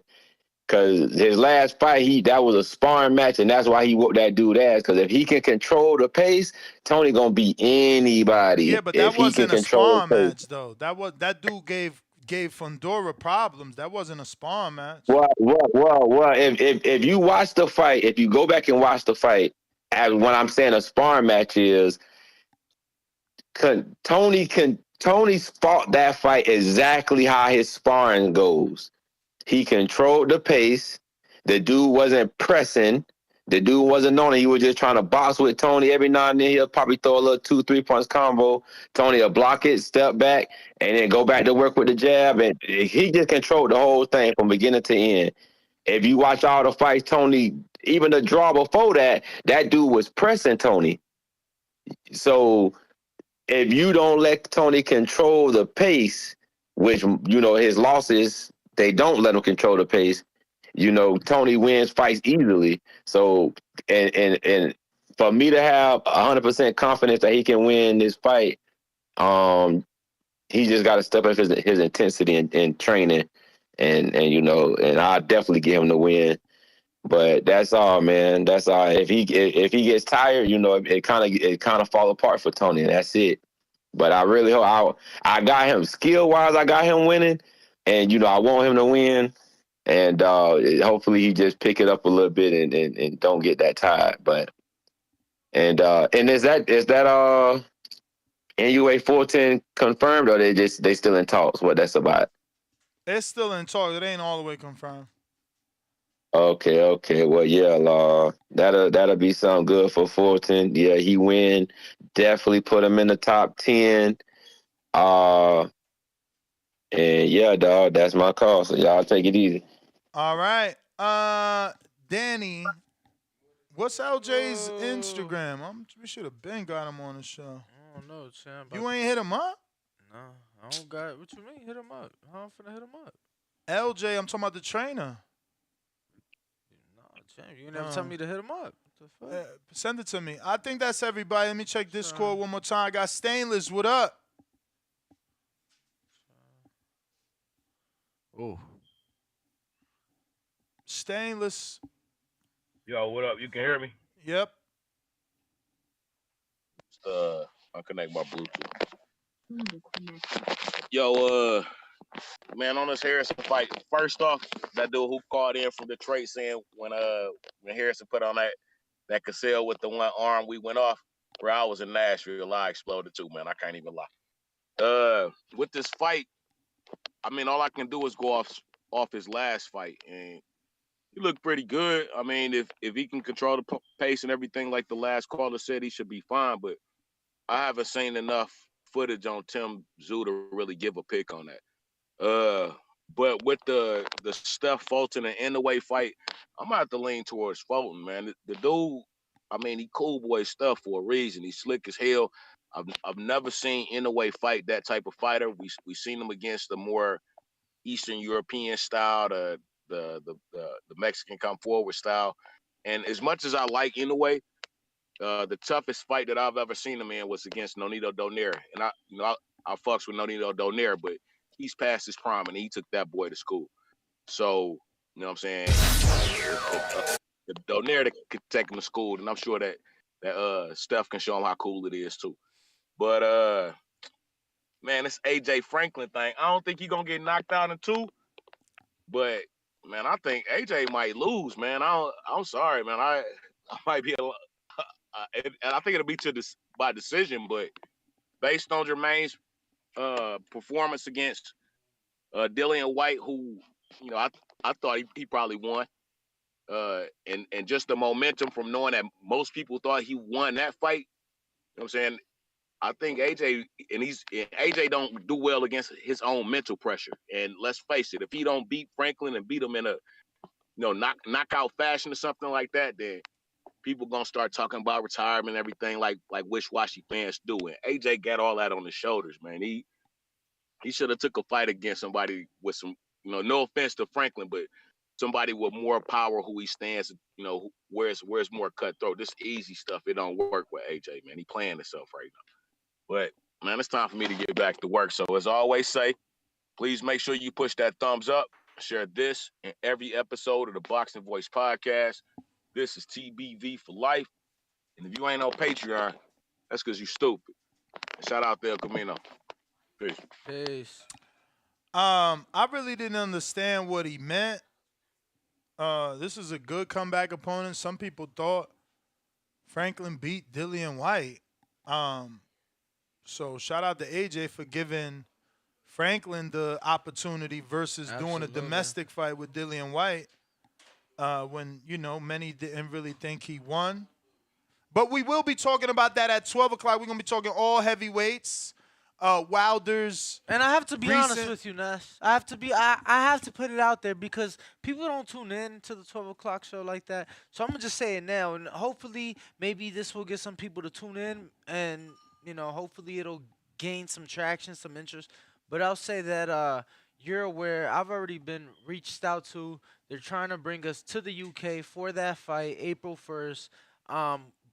We've already been in contact, and they're already trying to get some meetings set up. So I'm looking forward to that, man. Hopefully, we are able to not just work something out, but hopefully the fans tune in and don't Yeah, it miss was a out. good experience for a couple of our listeners that were able to win some, tickets to the stage front. And some that purchased. Yep. Shout Some out that to purchased. Fred the Boss. Some that purchased. But this afternoon we are going to be talking Deontay Wilder's quotes on not being paid. Tarver's reaction to Wilder saying he hasn't been paid. We also have Wilder's quotes on him believing Andy Ruiz isn't ready and will get bodied. We're also talking Wilder's thoughts on Usyk and Fury and the fact that he said the best cheater will win.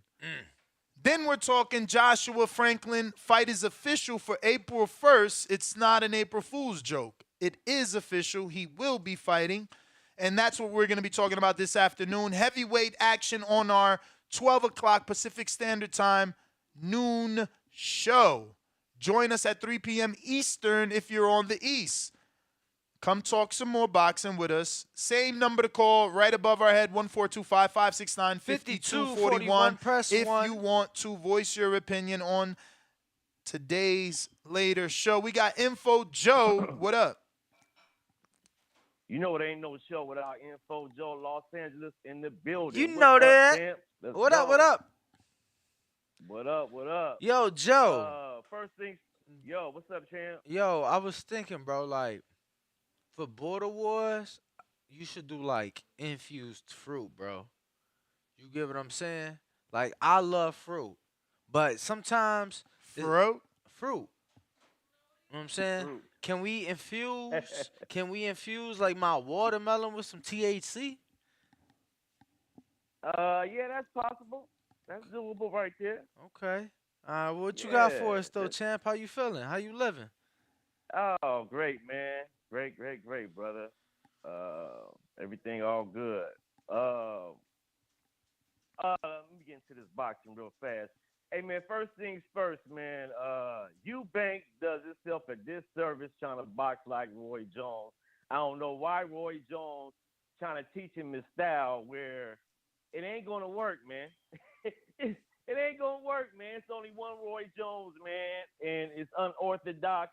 You ain't going to see that style in no gym. I think Eubank need to concentrate on his own attributes, and Roy need to bring that out of him. Roy cannot teach him how to be himself. I mean, Danny said it this morning that Kevin Newman said Roy doesn't teach you to box like him. Oh, yeah?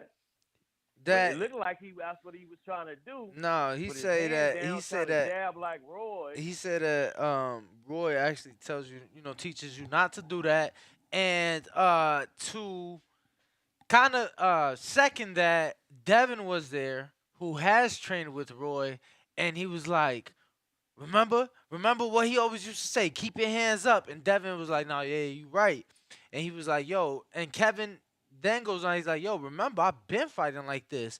Me being in Vegas, me being around Kevin before Roy, I'm like, yo, Kevin stayed with his hands past his hips. You feel me? Like super, super low. Maybe even lower than Roy. So, that was interesting for me to find out yesterday because from the outside looking in, one would assume that's what he's teaching, and that is not the case. Okay. It sure enough looks like it though. Right. I don't know what he's saying, but it's But far as Tony Harrison versus Tszyu, I think it's a 50-50 fight, man. Tony Harrison got one of the best jabs in the game. I think style makes fights.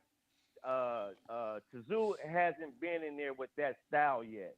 So until he beats that style, I think it's a 50-50 fight. I think Tony Harrison, stand up Detroit, has to stay focused.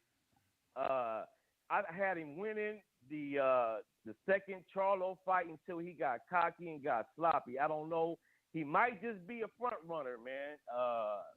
But I think it's possible that he could beat this dude. This dude ain't been in there with no slick feet like that and that smooth style, that slick black style. So until he beats that style, I'm going to have to rock with Tony Harrison. It is a 50-50 fight. I wouldn't be surprised if Tszyu clipped him. We going to have Border Wars fight show tonight, then? Yup. To discuss it? Okay, good. Yeah, good, 4 good. o'clock, All right, 7 o'clock Eastern. All right. That's all I got, man. You listening to the voice of the people. There is no equal. Hit them thumbs up, subscribe. My guys is doing pound for pound work. That's all I got, champs. Everybody have a blessed, no stress day. Let's Peace. go, champ. Peace. Appreciate you. Appreciate you, Joe. Spider Rico, Oregon.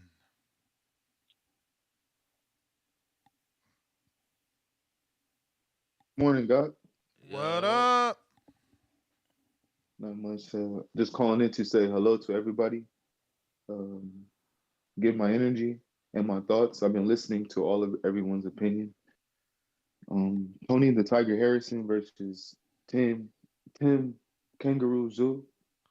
I think that the Australian, like how we always say, like a white boy can't beat me or something like that. Australian white boy, he's not ordinary because they're from Europe, but it was like, it would be like someone fucking another guy's bitch and they'll send him to this land, Australia. Or like this guy was robbing a bunch of banks and then they'll send them like high max prisoners. They will send them to Australia. So like those Australians, they're a different breed than the regular white boy. So he might have a lot of power. And like for real, he could hurt because even if Tony the Tiger, if he's weighing 175 right now or whatever, or 165, you guys say, and he has to go down to 154, he's already 6'1". So like he really he's so strong. Tony the Tiger, he probably could weigh like 190 and just be buff if he wanted to.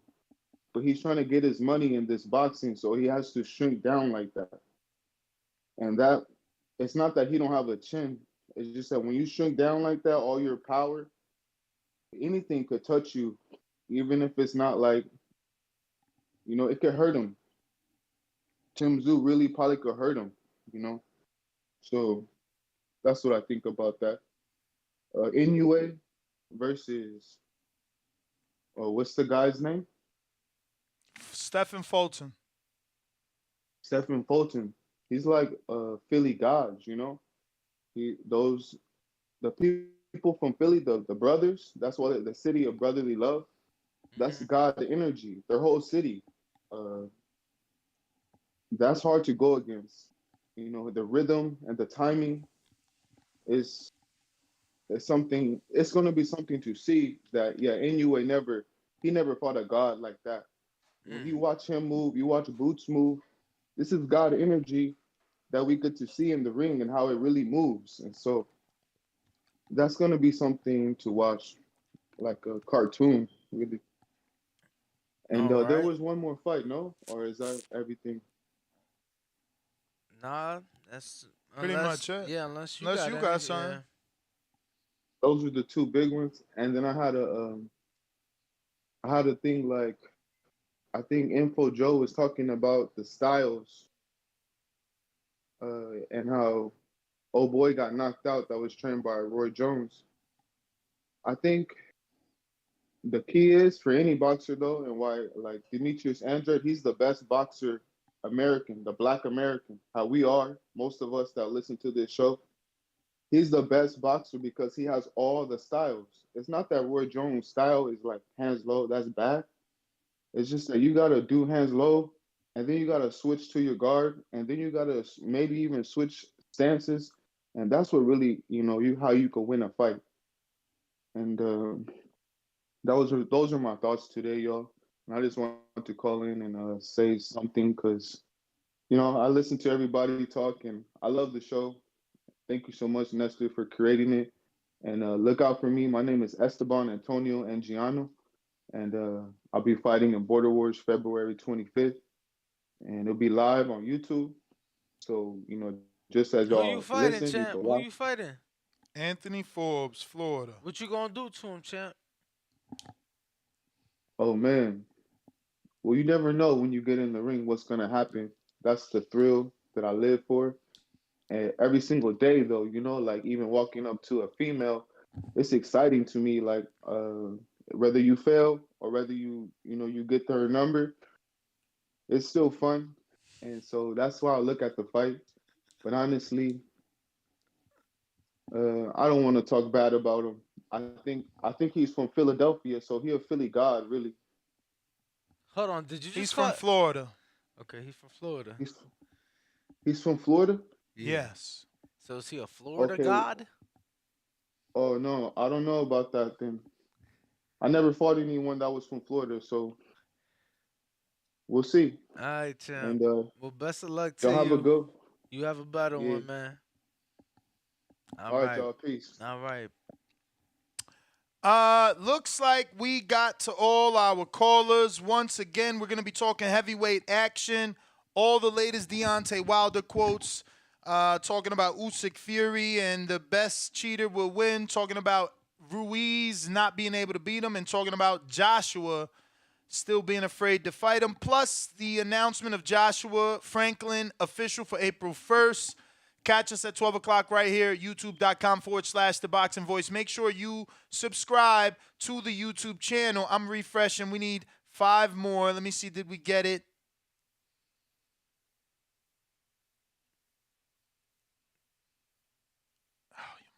Let's get there, y'all, man. Y'all We tripping. need 5 more, man. Damn, hold on. Let me. Why we can't end the show with 164K, bruh? Yo, that's crazy. I know everybody on Twitter hasn't subscribed. Go ahead. I need 5 people to subscribe and make it happen, Captain. I'm going to go tweet it out on the Twitter space.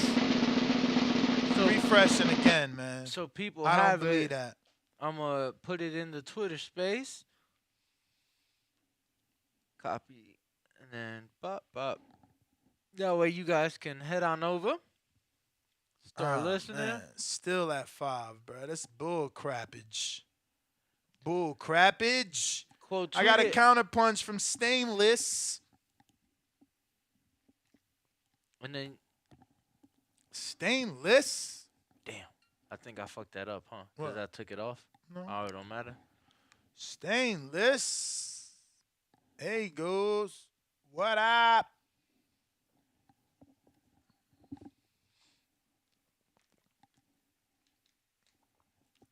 Stainless. Yo, you can hear me? Yes, sir.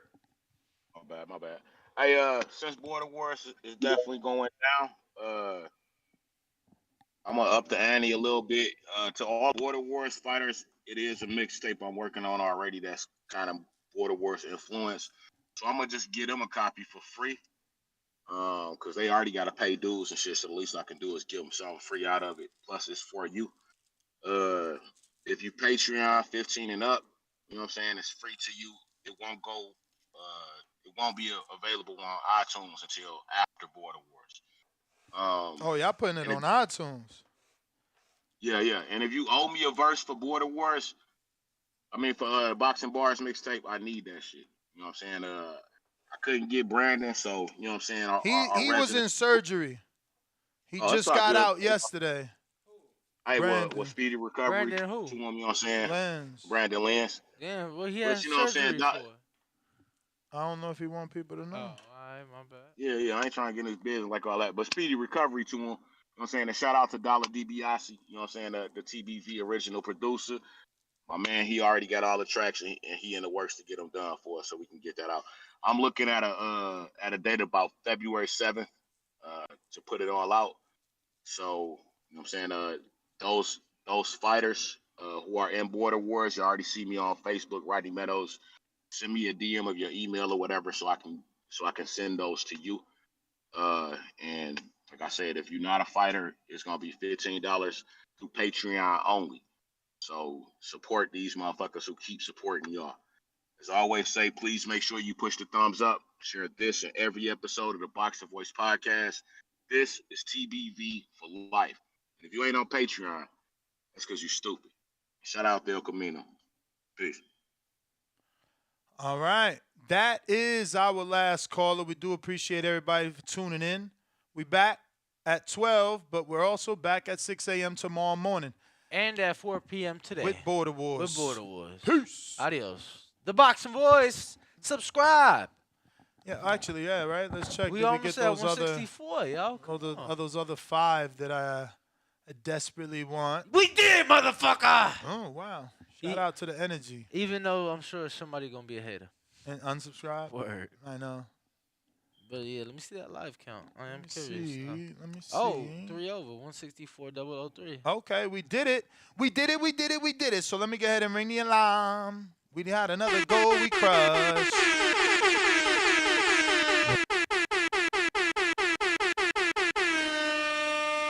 I had to do it 164 I said that. Where the A side?